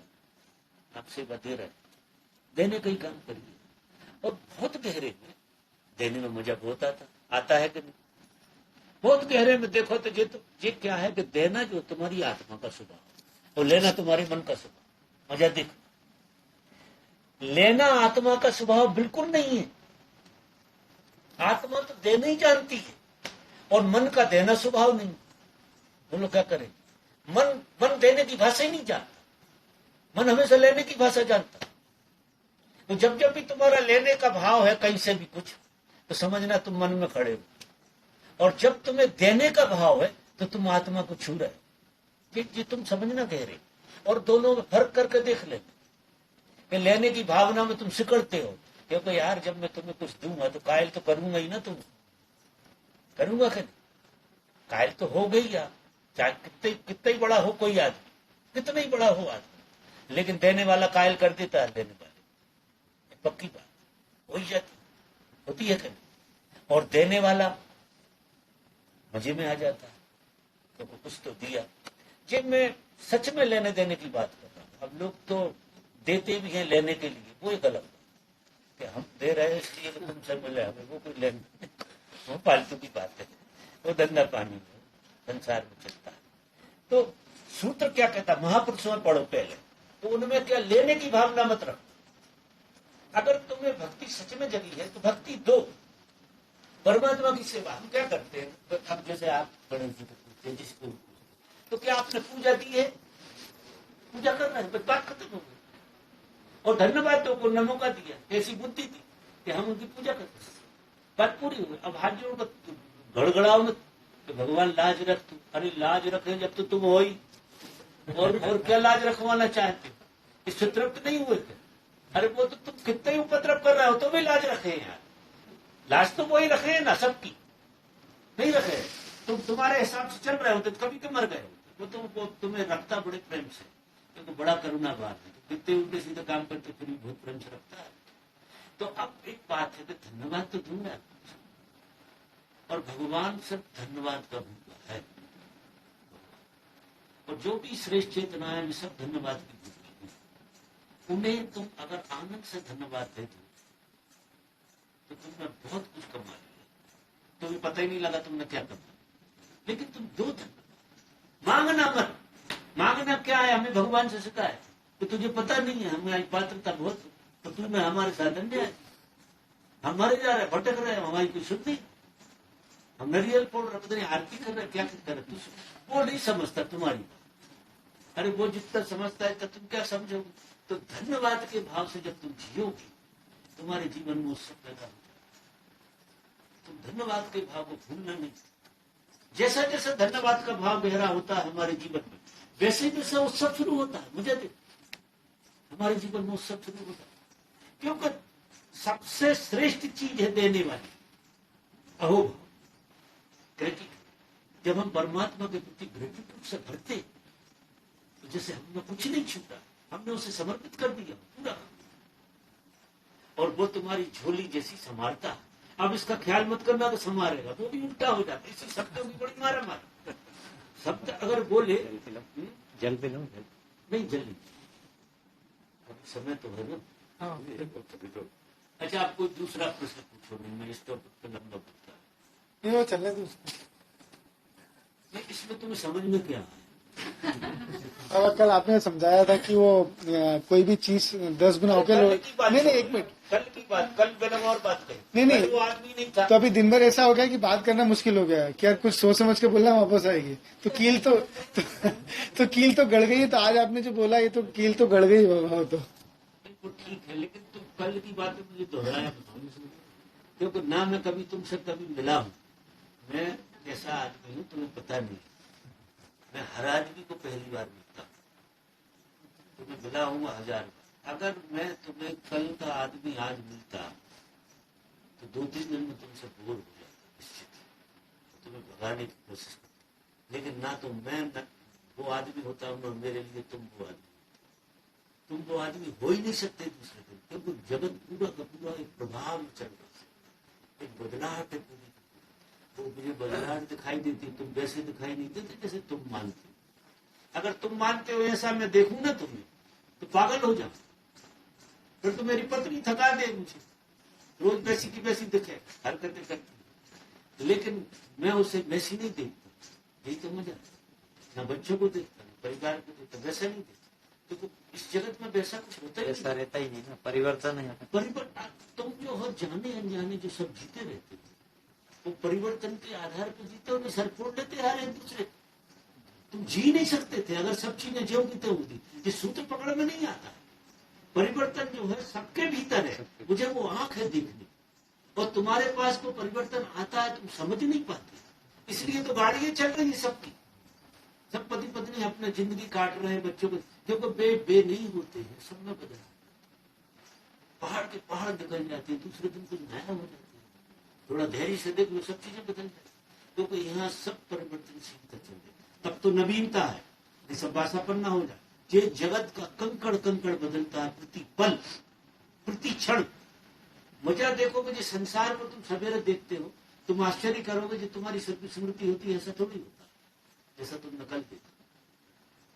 इसके रंग रोगन सब बदल जाते। वो तो तुम चीजों को क्या है, हम आपको नहीं देखते, हम हमारी स्मृति से आपको देखते, वो गड़बड़। अब आप मिले तो हमारी पहले की कल की स्मृति है ना, हमने उसको उठा के देख लिया, 10 साल देख लिया, तो हमने आपको कायदे से देखा ही।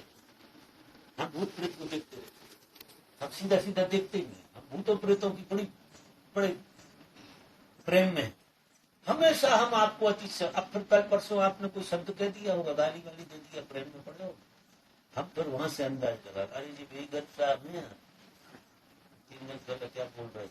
अब तो 3 दिन पहले का भूत तुमने छाप दिया ऊपर, अब तुम खाक मिलोगे इनसे, मिल ही नहीं सकते, मुलाकात होती नहीं।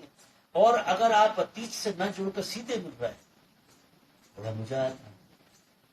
कम से कम मैं तो आपसे ऐसे ही मिलता हूं, 2 में से 1 भी बदल जाए तो फर्क पड़ता है। अब मेरे साथ आपको हमेशा मजा क्यों आता? मैं वो होता ही नहीं हूं जो कल था। तुम कितना ही मानने की कोशिश करना तुम्हारी स्मृतियों से, मैं वो आदमी नहीं होता हूँ कल। मैं बिल्कुल नया आदमी और नए ढंग से तुमसे मुलाकात करता हूँ। तो वो थोड़ी नई की छाप तुम पे ही पड़ जाए, थोड़ी तुम भी सरक जाते हो। कुछ नई चीज देखते हो तुम भी नए होते हो ना, थोड़ी जाने अनजाने, तो वो तुम्हारी, इसलिए तुम कल परसों की बात मत पूछो, कल परसों की बेकार में बात करो, आज की बात करो, अभी की बात करो। ये क्षण जहां हम बैठे, अब ये ऐसा पैदा नहीं, ये गजब का पूरी समष्टि का खेल रहता है इसमें। न तुम्हारा आयोजन, न इनका आयोजन, न इनका आयोजन, न हमारा आयोजन। समष्टि ऐसा चाहती है तो होता है। समष्टि की बड़ी अद्भुत लीला है, सब चीजें उसकी वजह से होती। समष्टि ऐसा फोर्स कर रही है कि सबको इकट्ठा कर देती है, झुंड बना दी, सबको बिखरा देती। ऐसा खेल चलता। आप बना लो प्लान कल, अगर समष्टि नहीं चाहेगी कुछ नहीं होने वाला। एक ऐसा उपद्रव हो जाएगा, खुजली हो जाएगी और वो खेल नहीं हो। लेकिन समष्टि में जब होना होता है तो सब चीजें जुड़ती हुई, और अगर ये समष्टि का खेल आपकी समझ में आ जाए तो चीजें व्यक्ति से नहीं होती, समष्टि से होती। घटनाएं सब समष्टि से घटती, कोई जिम्मेदार नहीं होता, ना हम होते ना आप जिम्मेदार होते। इसमें समष्टि खेल खेल रही, और खेल में हम सब पात्रों को इकट्ठा कर लेती। जैसे टीम का चुनाव हो जाता है ना, समष्टि में टीम का चुनाव होता है, कौन कौन से खिलाड़ी कहाँ कहाँ किस किस खेल में किस मूवमेंट में खेले, और उस मूवमेंट में सब खिलाड़ी इकट्ठे हो जाते हैं अपने आप। और समष्टि ऐसा खेल करती है, एक बस में उन सबको भर देती है, एक्सीडेंट करा के सब निपटा देती। और फिर सारे लोग समष्टि से इकट्ठे होते हैं जिन्हें मरना। मजा देखो आप, जिन्हें मरना है वे सब के सब उसी बस में बैठेंगे। अब किसी का दोष नहीं है, समष्टि का प्रेशर होता, वो सब छान छान कर ले आती है, तो मरने वाले सब आ जाओ, सब यहाँ सब जीने वाले आ जाते, कहीं मरने वाले पहुंच जाते, कहीं लड़ने वाले पहुंच जाते। अब किसी का दोष नहीं है। व्यक्तिगत रूप से तुम इस खेल को सोचो ही मत कि व्यक्ति ऐसा कर रहा, ये सारा समष्टि का खेल चलता है।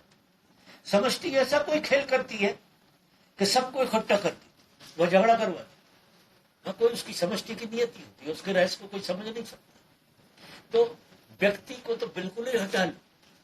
कोई भी घटना घट रही हो तो जरा व्यक्ति की तरह मत देखना, समष्टि की तरह देखना कि ये समष्टि का आयोजन है। आप कितने फ्री हो जाओ, आप वही नाचने लगो, हर घटना में नाचोगे, चाहे आड़ी घट रही हो चाहे सीधी घट रही हो, और हर घटना फेवर में घटती है। वे जो 25 लोग बस में डूब कर मर जाते हैं, वे इसलिए मर जाते हैं कि यहाँ जीने लायक बचे ही नहीं थे। आप आश्चर्य करें, वो सारे सुसाइड करने वाले लोग होते हैं जिन्हें जीवन में बिल्कुल रस नहीं रहा, जो मरने की कामना से भरे हुए, 10-12 बार सोच लिया होगा सुसाइड करने, वे सब बस में इकट्ठे हुए, वो मर जाए। अभी हम हवाई जहाज में जा रहे हैं, अभी दिव्या शर्मा जी थे। अब हवाई जहाज ने क्या नाटक किया, दिल्ली से देहरादून वाली प्लेन गई, तो पहले तो चलने में हिचकोले ले रहे, फिर उसमें आवाज खराब आ रही, बड़ी मुश्किल से वो रनवे पे पहुंची, पता नहीं क्या हुआ। अब ऐसा ख्याल आ गया कि इसके पहिए जो है खोलने वाले थे। अब देहरादून में पहुंचा, 3-4 चक्कर काटती है, उतारे ही नहीं। इतना हिलना डुल रहा, हल्ला कर रहा, हम तो हंस रहे क्यों, क्योंकि हमें एक सूत्र का पता है, जिस जहाज में हम बैठेंगे एक्सीडेंट होने वाला, तो मेरी मौत एक्सीडेंट से होने वाली, ये सब सुसाइड वाले लोग मेरे साथ आने वाले कोई नहीं मरने वाला, मेरी वजह से ही नहीं मरने वाला। वो गाड़ी का एक्सीडेंट होने वाला नहीं जिसमें मैं गिरा जाऊं। मुझे गजब का क्वालिटी, चाहे साला आड़ा टेढ़ा तो पानी में उतरेगा, गंगा में उतार देगा जी, देखा अपन सब बचने वाले, मारेगा कोई नहीं, गंगा में उतर जाएगा यार, जैसा होगा। इनके भी मजे ले रहा है सबके, कोई पहिए नहीं खोल रहा है। शर्मा जी कहे तो ब्रेक गड़बड़, कोई एक दो लोग और थे अपने साथ, रेखा थी और मुकेश भाटी जाते समय, शर्मा जी नहीं थे, शर्मा जी मुकेश और रेखा, मुकेश और वो दूसरे लोग, रेखा हाँ राकेश और रेखा। राकेश कहे ब्रेक लगा, बड़े मजे हुए, और उसने फिर बहुत फोर्सली कहीं से घुमा फिरा के 4-5 राउंड, और फिर क्या बोला कि एवरीथिंग इज नॉर्मल, थोड़ा हवा का दबाव। तब जब नॉर्मल स्थिति हो, पहिए खुल गए, तब वो बोला कि एवरीथिंग इज नॉर्मल। सबके प्राण ऐसे हो रहा, किसी को हो क्या रहा, 15-20 मिनट हो गए, और कभी कभी देहरादून आ गया, लेकिन देहरादून के चक्कर लगे, 5-7 बार निकल गया, वो नदी वही की वो दिख रही है उसके पहिए नहीं खुल रहा है, कोई हो गया होगा टेक्निक। फिर पहिए खुल बोले तो मैंने सका ये खुल गया, अभी उतरे, पानी में नहीं उतरेगा, आप जमीन पे उतरने नहीं, 2-3 चक्कर लगाने के बाद गंगा में उतारना पड़ेगा, कहीं तो उतार और कहीं भी। तो मैं ये कहता हूं कि जो समष्टि करते, अगर समष्टि में वे लोग सब ऐसे ही बैठे होते ना तो वो क्रैश होने वाला है, पक्का मानो। और ऐसे लोग नहीं होते तो सब सुधार हो जाते हैं। तो ये चीजें जो चल रही हैं जगत की, हम दिमाग से कम सोचें, हम दिमाग से थोड़ा सा कम सोचने का प्रयास करें तो व्यवहारता ज्यादा रहे, अस्तित्व की तरफ ज्यादा ध्यान दें कि अस्तित्व तो है करुणा का। वो जीवन को, अगर जीवन को अस्तित्व ना बचाए तो तुम भैया इतने बड़े दम चल रहे हैं, ये जो कितनी गाड़ियां फाड़ियां चल रही है, रोज मरे यार, अपन सब रोज मरे, लेकिन आपको पता ही नहीं है, आप पे समझती ने एक कवच लगा रखा है, वो मरने नहीं देती है। पहले वो टूटेगा, मरना ऐसा नहीं होता किसी का। मरने के पहले जो मर जाता है उसे प्रकृति मार देती, मरे हुए को मारती है। तुम आश्चर्य करो, जिंदे को कभी नहीं मारती। इस सूत्र तुम्हें समझ में नहीं आया। जो पहले ही मर जाता है, क्योंकि प्रकृति की एक व्यवस्था मरे हुए को बाहर फेंक देती चलन के बाद। अब तुम मरे ही गए तो बाहर फेंक देती, प्रकृति नहीं मार रही, तुम मरे ही गए। और मर गए तो आप अपने बाप को भी तो फेंक देते, रखते हो घर, मरा ही गया तो फेंकते हो, जब तक मरा नहीं या नहीं फेंकते। तो प्रकृति जो मौत जिसे तुम कहते हो, मौत मरे हुए की होती, जिंदगी नहीं। जो पहले ही मर गया उसे प्रकृति बाहर फेंक देती। पहले मर गए का मतलब ये होता है कि तुम अपना आरा मंडल जो तुम्हारा होता है, तुम्हारा जो सूक्ष्म शरीर है, वो शरीर पहले ही छोड़ देता है। इसलिए जानकार लोग तो बता देते हैं कि अब तुम मर गए। 6 महीने पहले से हमारे भैया आए थे तो बड़ी हैकड़ी मार रहे थे। मैंने कहा भैया, अरे यार ऐसा है वैसा, जब उतनी खराब नहीं हुई थी उनकी। उनका दादा 6 महीना हुआ था। क्या बात कर रहे हो, अभी कैसे मर जाएंगे, तुम तो मर जाओगे पत्ता पान। तो तुम्हें लग रहा है? हाँ लग रहा है। मैंने अब 2-3 महीना में उनकी हालत बहुत खराब हो, कैंसर इलाज कराने आए हो। बोला यार नाम दे देते क्या तुम्हारी वाणी चल गई? मेरी वाणी नहीं बनी, मुझे दिखाई दे रहा है तो मरने वाले हो। अब इसमें वाणी नहीं फली है, मैंने तो उजागर कर दी कि तुम सचेत हो जाओ। अमृत का राम राम का जाप करो, अब तुम मरने वाले हो, बचने वाले नहीं। नगर में आपने बच्चों के टाइम 6 महीने पहले बोला था, मुझे 6 महीने रह गए, ये मेरी सुनी हुआ वो दिखता था सब, मुझे जाने वाले। अभी तुम नहीं मरने वाले पक्का। और वो भैया हमारे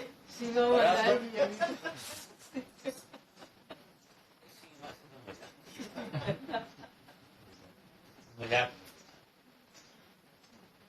होने वाली है। अभी आप तो उनके संस्कार ये क्या मालूम, आपने बोला था। अच्छा अब अपन 2 भजन और सुनना, 8:30 बजे। प्रश्न है क्या? वो एक मजाक वाला प्रश्न कर सकते हैं क्या मजाक वाला एक प्रश्न। कैसा? वो किसी को पटाने में इतनी मेहनत करनी पड़ती है, किसी लड़की को या किसी बिजनेसमैन को, तो वो एक आदमी नहीं पढ़ता है। आपके लिए इतने सारे सब पागल हैं, सब इतने दीवाने हैं आपके, तो आपने इन सबको कैसे पटाया? ये सब अरे यार कितनी रामायण मैंने पढ़ी। निकला भूसा के तुम मूल को छोड़ के अगर तुम्हें ये ख्याल है कि तुम्हारे पटाने से कोई पट जाएगा, जी धर्म तुम्हें पटा लिया क्या? जब तुम्हें नहीं पटाया कोई क्यों पटेगा? आप बताओ, तुमसे राजी हो गए क्या? तो कोई तुमसे राजी क्यों होगा? जो आदमी अपने से राजी हो जाता है, इतना राजी हो जाता है, इतना राजी जिसका कोई हिसाब नहीं, अपने से जो राजी हो जाता है उससे सब राजी होने लगे। और जो अपने से ही नहीं राजी है उससे कोई राजी क्यों होगा? जी होने ही नहीं चाहिए, नियम नहीं है। जो अपने से राजी होगा उससे शायद सब राजी हो जाए। जो अपने से राजी नहीं है और भावना ऐसी रखता है जो मेरे से राजी हो जाए। आप अपने से राजी नहीं है, आपकी पत्नी राजी हो जाए, डंडा मारे, कोई राजी वाजी नहीं होती, समझौते होते, अपने से राजी हो गए। इतने संतुष्ट हो आप कि आपके लिए किसी चीज की जरूरत नहीं, आप अपने से इतने राजी हो गए। फिर जो सब राजी होते, वो राज अलग है। तो ऐसे कोई क्रिया कांड से चलता है काम। कैसे पटा लेते हो, अमेरिका के लोग भागे फिरते, अरे कोई घर आ जाता है। वो अमेरिका में लोगों को ये लगता है कि हमें याद आ जाती तो हम नहा जाते। वहां के लोग आके कहते हैं कि बड़ी से बड़ी मुसीबत में क्या होता है, हमें आपकी याद आती, और जैसे ही याद आती है तो मुसीबत गई पहाड़ में, हम मजे में हो जाते। मुसीबत मिटे कि ना मिटे, लेकिन हम मजे में जरूर आ जाते। कई लोग तो सपने दे, वो किससे सुनाते रहते हैं मेरे, अब वो तो ऐसा कहते हैं कि आप आते हो कोई शरीर से हमारे यहाँ। तो यार मुझे पता नहीं है, मैं कभी नहीं करता। तो आज घर में मैं कह रहा हूँ, मैं तो अपनी पत्नी के साथ रहता हूँ, तो इसकी रोटी खाता। लेकिन कई औरतें ऐसे किससे सुनाती है, औरतों को ज्यादा बीमार उनके सपनों में मैं ज्यादा आता हूँ। आदमी थोड़ा बुद्धि से देख लेते। तुम्हारे सपने में कभी आया? मेरे सपने में तो भर आए।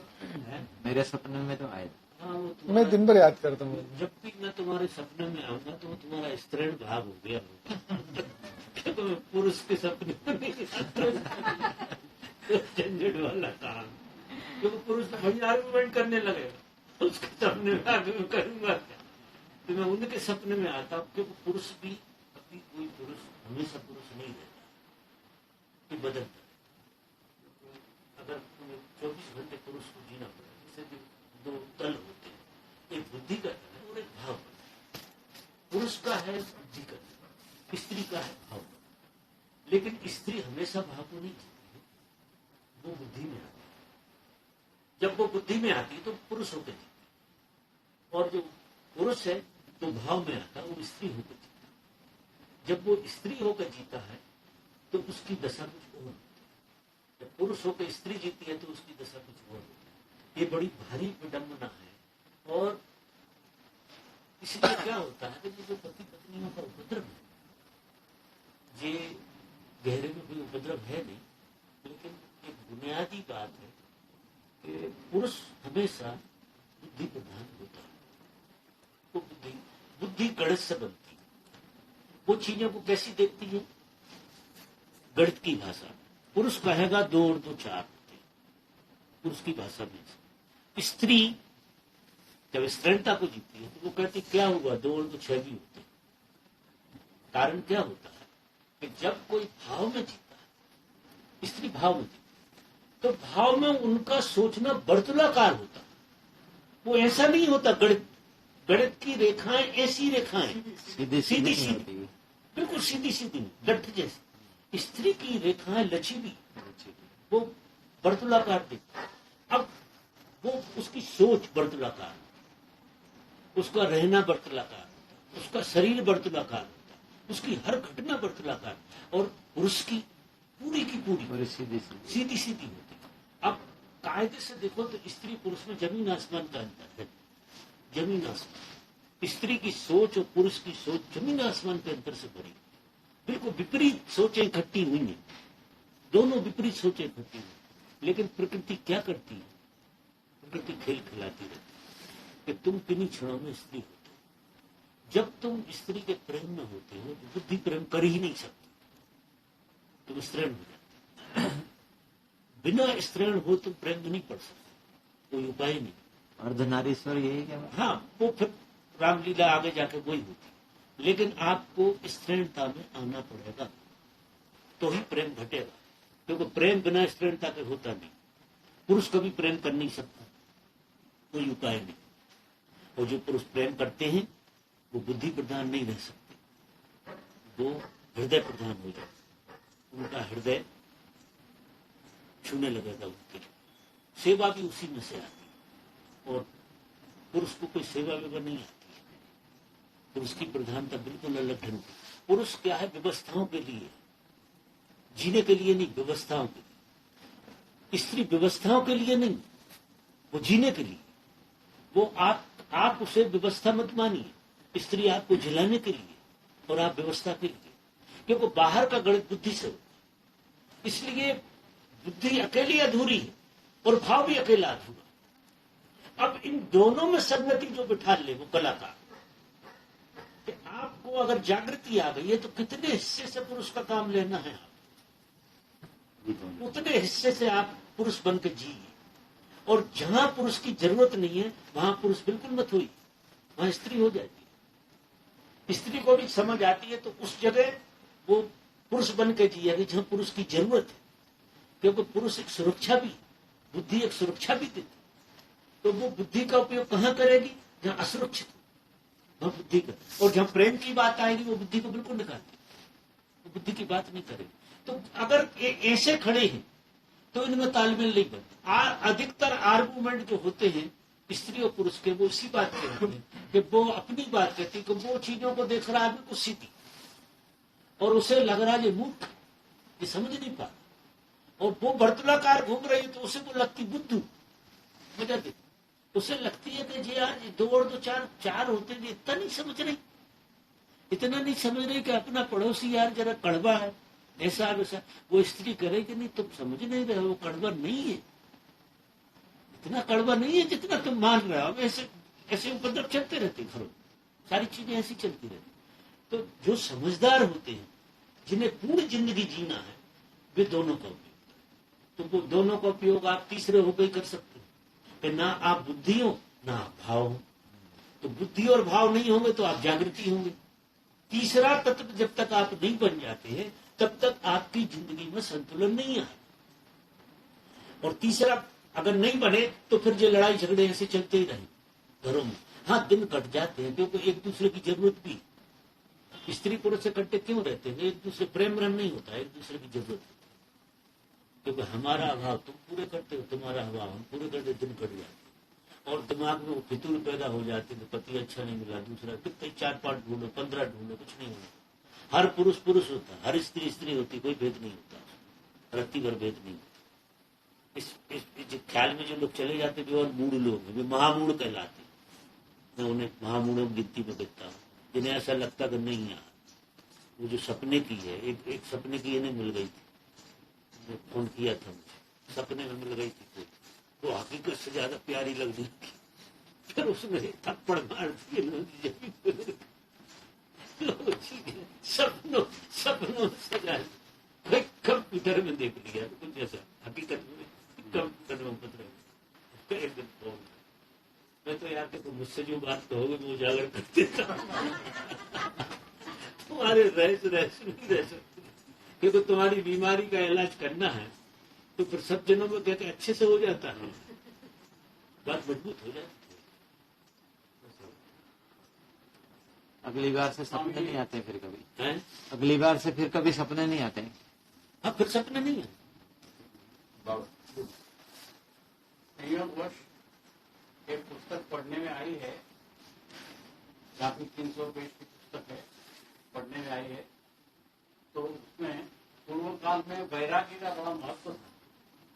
कब? पूर्व काल में वर्षों पूर्व हाँ, वैरागी का बड़ा महत्व था और उनकी जो साधना उसमें दी हुई है वो काफी प्रकृत करती है। तो परंतु यह है कि अपने से अपंगता जो आई है अपनी, तो अपन तो इतना उस ढंग से नहीं रह सकते। कैसे वो लोग इतने वैराग्य पूर्ण ढंग से पूरा जीवन जिए, और वैराग्य मतलब उत्सव के ढंग से, वैराग्य ही उनका उत्सव था। देखिए निदान जो है अगर आप चाहते हैं तो किसी की नकल से नहीं। जब वैराग्यपूर्ण कोई लोग रहे थे वो परिस्थितियां अलग थी, चेतना का स्तर अलग था, दृष्टिकोण अलग था। जो घटनाएं आज से 200 साल पहले या 500 साल नहीं, पहले, आज भी वो पूर्ण दुनिया में हैं जिन्होंने वैराग्य पूर्ण जीवन जिया है और उसका वृत्तांत दिया है। लेकिन क्या होता है, मैं वही बात आपसे कह रहा हूँ, चाहे अभी की बात हो चाहे पुरानी बात, आप किसी की नकल नहीं कर सकते, क्योंकि परमात्मा ने प्रत्येक व्यक्ति को बहुत अद्वितीय बनाया, इतना अद्वितीय बनाया है कि उस जैसा कोई दूसरा है नहीं। जब उस जैसा दूसरा है नहीं तो रास्ता भी उसी में से निकलेगा, रास्ता उसी में से निकलेगा। महापुरुषों को हम नमन कर सकते, समझना, महापुरुषों को सिर्फ नमस्कार किया जा सकता, लेकिन कोई भी महापुरुष किस रास्ते से गया है उस रास्ते पे चल के आप कहीं नहीं पहुंचे, कोई नहीं पहुंचा आज तक। कृष्ण के रास्ते से एक आदमी पार नहीं हो सकता, कृष्ण को पूजा जा सकता है। ओशो के रास्ते से एक भी आदमी नहीं पहुंचे, उनको पूजा जा सकता। कारण क्या है कि परमात्मा ने आपको इतना अद्वितीय बनाया है कि आपको आप में से रास्ता निकले। आप जो है खुद अपने द्वार हैं, आप खुद अपने घाट हैं, और इसी घाट से नाव छोड़ना पड़े तो सारी चीजें उनको नमस्कार कर, सारी चीजें उन सबको नमस्कार कर। लेकिन आप वर्तमान में जहां खड़े हैं, अब क्या है देखो, किताब पढ़ लिया, जिस परिस्थिति में आप बैठे वो बात हो नहीं सकती, तो क्या करोगे, उसके गीत गाकर काम हो जाएगा क्या? आप तो जैसे कि तैसे रहेंगे। नहीं, मतलब अंदर तो चेतना का स्तर जो है उस प्रकार की माहिती से नहीं, माहिती जो भी मिली है, जो भी माहिती आपको बाहर से मिली, कोई कैसा गया, कोई कैसा गया, कोई जो भी, लेकिन अभी आप जिस जगह बैठे तुम उसकी नकल तो नहीं कर सकते। आपको अपने बोध से देखना पड़ेगा, वो उसमें से कितनी सी चीज आपके काम में आ सकती है। थोड़ी बहुत बात सब काम में आती है, थोड़ी बहुत सब तरफ से काम में आ सकता, लेकिन मूल चीज तो आपका रास्ता आप में से ही निकलने वाला। आप जहाँ खड़े, ये इतनी सुंदर भी है, ये घटना बहुत सुंदर है।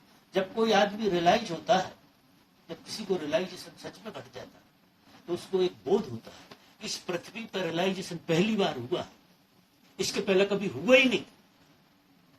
क्यों? कि तुम इतने अद्वितीय हो, परमात्मा की ऐसी कृति हो गई, ऐसी कृति कभी हुई नहीं। तो इस कृति में जब बोध घटेगा तो वो भी तो अद्वितीय होगा ना। इसलिए उस बोध को कोई काट नहीं सकता, ना तो पुराना इतिहास काट सकता, ना भविष्य काट सकता, ना वर्तमान काट सकता, क्योंकि वो इतना अद्वितीय होता है। तुम्हारा होना भी, तुम ना कभी अतीत से जुड़ सकते हो, ना कभी भविष्य से। जैसे तुम हो, तुम्हारा कोई अतीत नहीं है, तुम जैसा कोई नहीं है ना, और तुम जैसा कोई होगा नहीं। तुम जैसे तुम ही हो, तो तुम राजी क्यों नहीं हो तुम्हारे होने से? सबकी सुनो, सब तरफ से देखो, लेकिन चलो अपने ढंग से। तो अब सहयोग जो मिलेगा आपको चारों तरफ से, जब मिलेगा, सब महापुरुषों का सहयोग मिलता है, लेकिन जो चलते हैं उन्हें मिलता है, जो सोचते हैं उन्हें नहीं मिलता। जो चलने लगते हैं उनको समष्टि का सहयोग मिलता है। पूरी समष्टि चलती है आपके साथ। जब आप चलते हैं ना, तो पूरी समष्टि आपके साथ चलती है, आप अकेले नहीं चलते। और समष्टि में से कोई फूट कर खड़ा होता है तो वो सब जो जिस लेवल पे है उसी लेवल पे चलता है। ये बड़ा विचित्र खेल। समष्टि चलती है आपकी, पूरी परिधि चलती है आपके साथ जब आप चलते। इसलिए यात्रा आपको अपने में से निकालनी है। अपने में से निकालोगे, जितने देवी देवता हैं ब्रह्मांड में, जितने महापुरुष हुए हैं, सबका सहयोग आपके साथ रहेगा निश्चित ही। क्योंकि जिस यात्रा को हम करते हैं उसी तरह के लोग हमारा साथ देते हैं कि नहीं? तो जिस यात्रा पे तुम जा रहे हो, सूक्ष्म जगत में भी आपको, सूक्ष्म जगत में भी हमें उल्टी यात्राओं का भी साथ मिलता है। जब आदमी कोई दुष्टता करता है तो अकेला नहीं करता, उसे भी सूक्ष्म जगत से बहुत सहयोग मिलता है। उस तरह की चेतनाएं होती हैं, वो चेतनाएं उसको घेरे रहती हैं और वो उसको उसी तरह प्रेरित करके उसमें धक्का दिला देती। और वो बुरा काम करने के बाद उसे लगता है जी मुझसे क्या हो गया, क्योंकि अकेले आदमी की औकात नहीं है कि ना वो अच्छा कर सकता ना बुरा कर सकता। आप शुरू कर सकते हैं, सर शुरू करना आपके हाथ में, फिर सहयोग प्रकृति करती है आपके। प्रकृति शुरू नहीं कराएगी तुमको कुछ भी, इतनी करुणा है उसकी कि वो इतना तुम्हें स्वतंत्र छोड़ा है कि शुरू कुछ नहीं कराती। लेकिन अगर आपने शुरू कर दिया तो पूरी प्रकृति आपको सहयोग करना शुरू कर देगी। तो आप प्रकृति से क्या सहयोग करना चाहते, पहले आप अपना सहयोग करो। जैसे ही आप अपना सहयोग करेंगे पूरी प्रकृति उठ के खड़ी हो जाएगी, आपको सहयोग करेगी। ऐसा होता है जो आपके हित में होगा, जो आप चाह रहे हैं वो नहीं, जो आप चाह रहे हैं वो नहीं। ये एक विडंबना है कि हम अपना हित भी जानते कहाँ, कि हम क्या अपने हित में कर रहे हैं। और आपके हित में जो सच में आपको जरूरी है वो प्रकृति कर ही रही, सबके हित में हो रहा। हम सब बैठे हैं, सबके हित में हो रहा, क्योंकि चलते हम, पहला कदम हम उठाएंगे। अगर वो हमारे हित में ही है, बिल्कुल हित में उठाए, तो क्या करेगी प्रकृति, उसमें सहयोग करेगी। और हमने कभी हमारे अहित में उठा दी तो प्रकृति पहले तो बहुत टालेगी। बहुत से जितने भी लोग होते हैं जो उल्टे सीधे काम करते हैं, उल्टी सीधी कामयाबी मिलती, 50 बार प्रकृति रोकती है वो, लेकिन जब कोई मानते नहीं है तो प्रकृति उसमें भी सहयोग कर देती है कि जाओ अब तुम जूते खाएंगे, अब तुम मानोगे नहीं। तो वो इतने बार रुकावट आती है उसमें जिसका कोई हिसाब नहीं। हमारे जैसे घर द्वार में शादी होते, ब्याह होते, कुछ भी होते, हमें लगता है यार क्या हो गया, साला बना बनाया काम मिट गया। अब तुम्हें पता ही नहीं है बना बनाया क्यों मिट गया, क्योंकि प्रकृति के तुम्हारे हित में नहीं था। अगर कुछ मिट गया तो तुम्हारे हित में नहीं था, और अगर तुम्हें हुआ है तो तुम्हारे निश्चित हित में हुआ। ऐसे माने अहित में आपके प्रकृति से कुछ नहीं होता, अगर होता है तो आपने जिद कर रखी होगी। जिद करोगे तो फिर आपके अहित में हो जाएगा, तो फिर झटके बटके खाओगे लौट लाट के। आज वो एक आदमी आया हमारे, सब लोग आप जानते, वो राम है ना, अच्छा, दयाल वाला, हाँ। दयाल का तीसरा है, आया था। संसार की जितनी भी सब लेते आए। अच्छा, मुझे इतनी हंसी आई, उसका कोई हिसाब नहीं। संसार के सब कष्ट है उसे, धन है, पैसा है, धंधा है, ये है वो, लेकिन कष्ट सब। क्या हो गया, बड़े बेटे का एक्सीडेंट हो गया, 3 साल से बिस्तर पर पड़ा, ऐसी नस टूट गई है, हड्डी टूट गई, बड़ी तकलीफ। मेरी तो भाषा बहुत अलग होती है, यार कैसे कह सकते हैं कि गलत हो गया, कैसे कहें इस बात के लिए तो गलत। फिर दूसरी घटना, लड़की ने शादी कर ली, कहीं अमेरिका चली गई, बड़ी परेशान है, खुद कमाती है, लड़का रहता है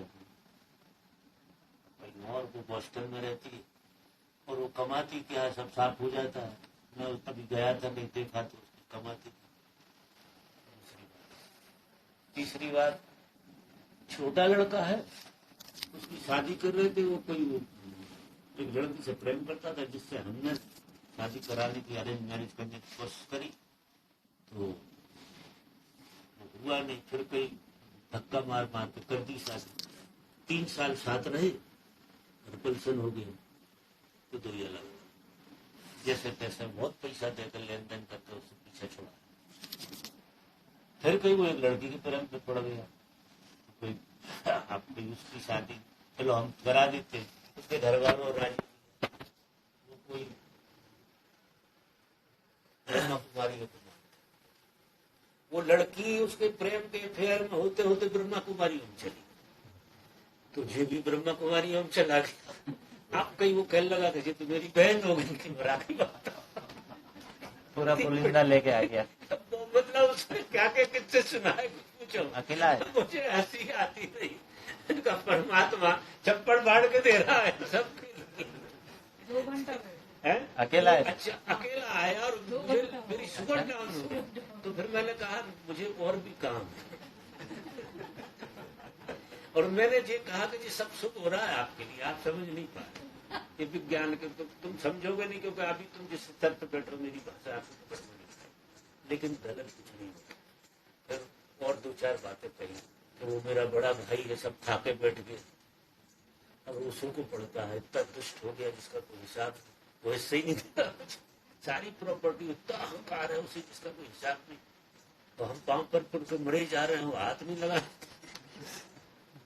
जितने संसार में कष्ट होते, वो इस आदमी, अच्छा कोई 2-5 करोड़ का आदमी है सर, 2-5 करोड़ की पार्टी है, वो पंचर भी पैसा ले ले सकता, कटलरी काम करता है। हाँ वो बहुत बड़े हो गए, वो पीछे वाले हो गए, लेकिन पैसा आगे क्या करो आप, अगर आपको उसे जीना नहीं आता तो पैसा लंगड़ा लूला करता है। आपका अगर अहोभाव नहीं घट रहा जीवन के प्रति, सम्मान नहीं घट रहा, और एक सृजनात्मकता नहीं आ रही है आपके जीवन में, तो करोगे क्या, छाती पे बिठा ले। तो ऐसी बहुत आते हैं, मेरे पास बहुत लोग आते हैं, तो वो सब कुछ है साहब, 5 करोड़ आपको देता हूँ, एक बेटा पैदा कर, तो मैं क्यों कर 5 करोड़ दान करूंगा, एक बेटा पैदा यार मैं क्यों करा। और मोहन जी कहते रहते कि तुमने करा दिया। भाभी तो क्या गजब की गाली दे रहे थे कल परसों। वो कोई किससे दूसरा कह रहे थे कि वो मेरा भाई मर रहा था और मैं अचानक आपको ले गया, आपने अच्छी आंख से देख लिया, वो मरते मरते जिंदा हो गए। अब फिर मरते मरते वो ऐसी स्थिति में आ गया तो सांड हो गया। अब मुझे कई वो नाक की तरह डस रहा। आप तो आ गए, आप मुझे एक नाम छोड़िए। क्यों आपने जिंदा किया, ले कौन गया था आपने। मैंने कहा मैं तो यार तुम करुणा बस किसी के भी पास ले गया, मैं सबका हित देखता हूँ। अब वो अलग बात है तुम्हारे हित में जाके कहीं मेरे से ही गलती हो गई, मेरी मती मारी गई कि मैं क्यों ले गया आपको कहीं उनके पास। अब ये तो परलोक सिधार गए थे, डॉक्टर ने कह रही थी कि मर गए, और आपको मैं देखने गया 15-20 मिनट में कुल आ गए, खड़े हो गए और अब पे हो गए सांड। बम्बे भी हंस रहे थे, क्या हुआ? ये सब जिम्मेदारी आपकी है, मुझे आप नरक में छोड़ के आए हो। अब भोग रहा हूँ, क्या करूँ।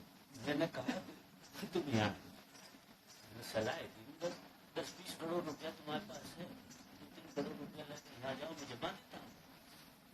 अरे कहीं ऐसे थोड़ी संस्कार तो भोगना पड़ता, वो नाक के सामने रहने ही पड़ते, डसने दो फिर उससे। चलो खैर चैप्टर बदल गया है, टाइम भी हो गया। बेटा तो 20 सुना, जब तक आप लोग तैयार।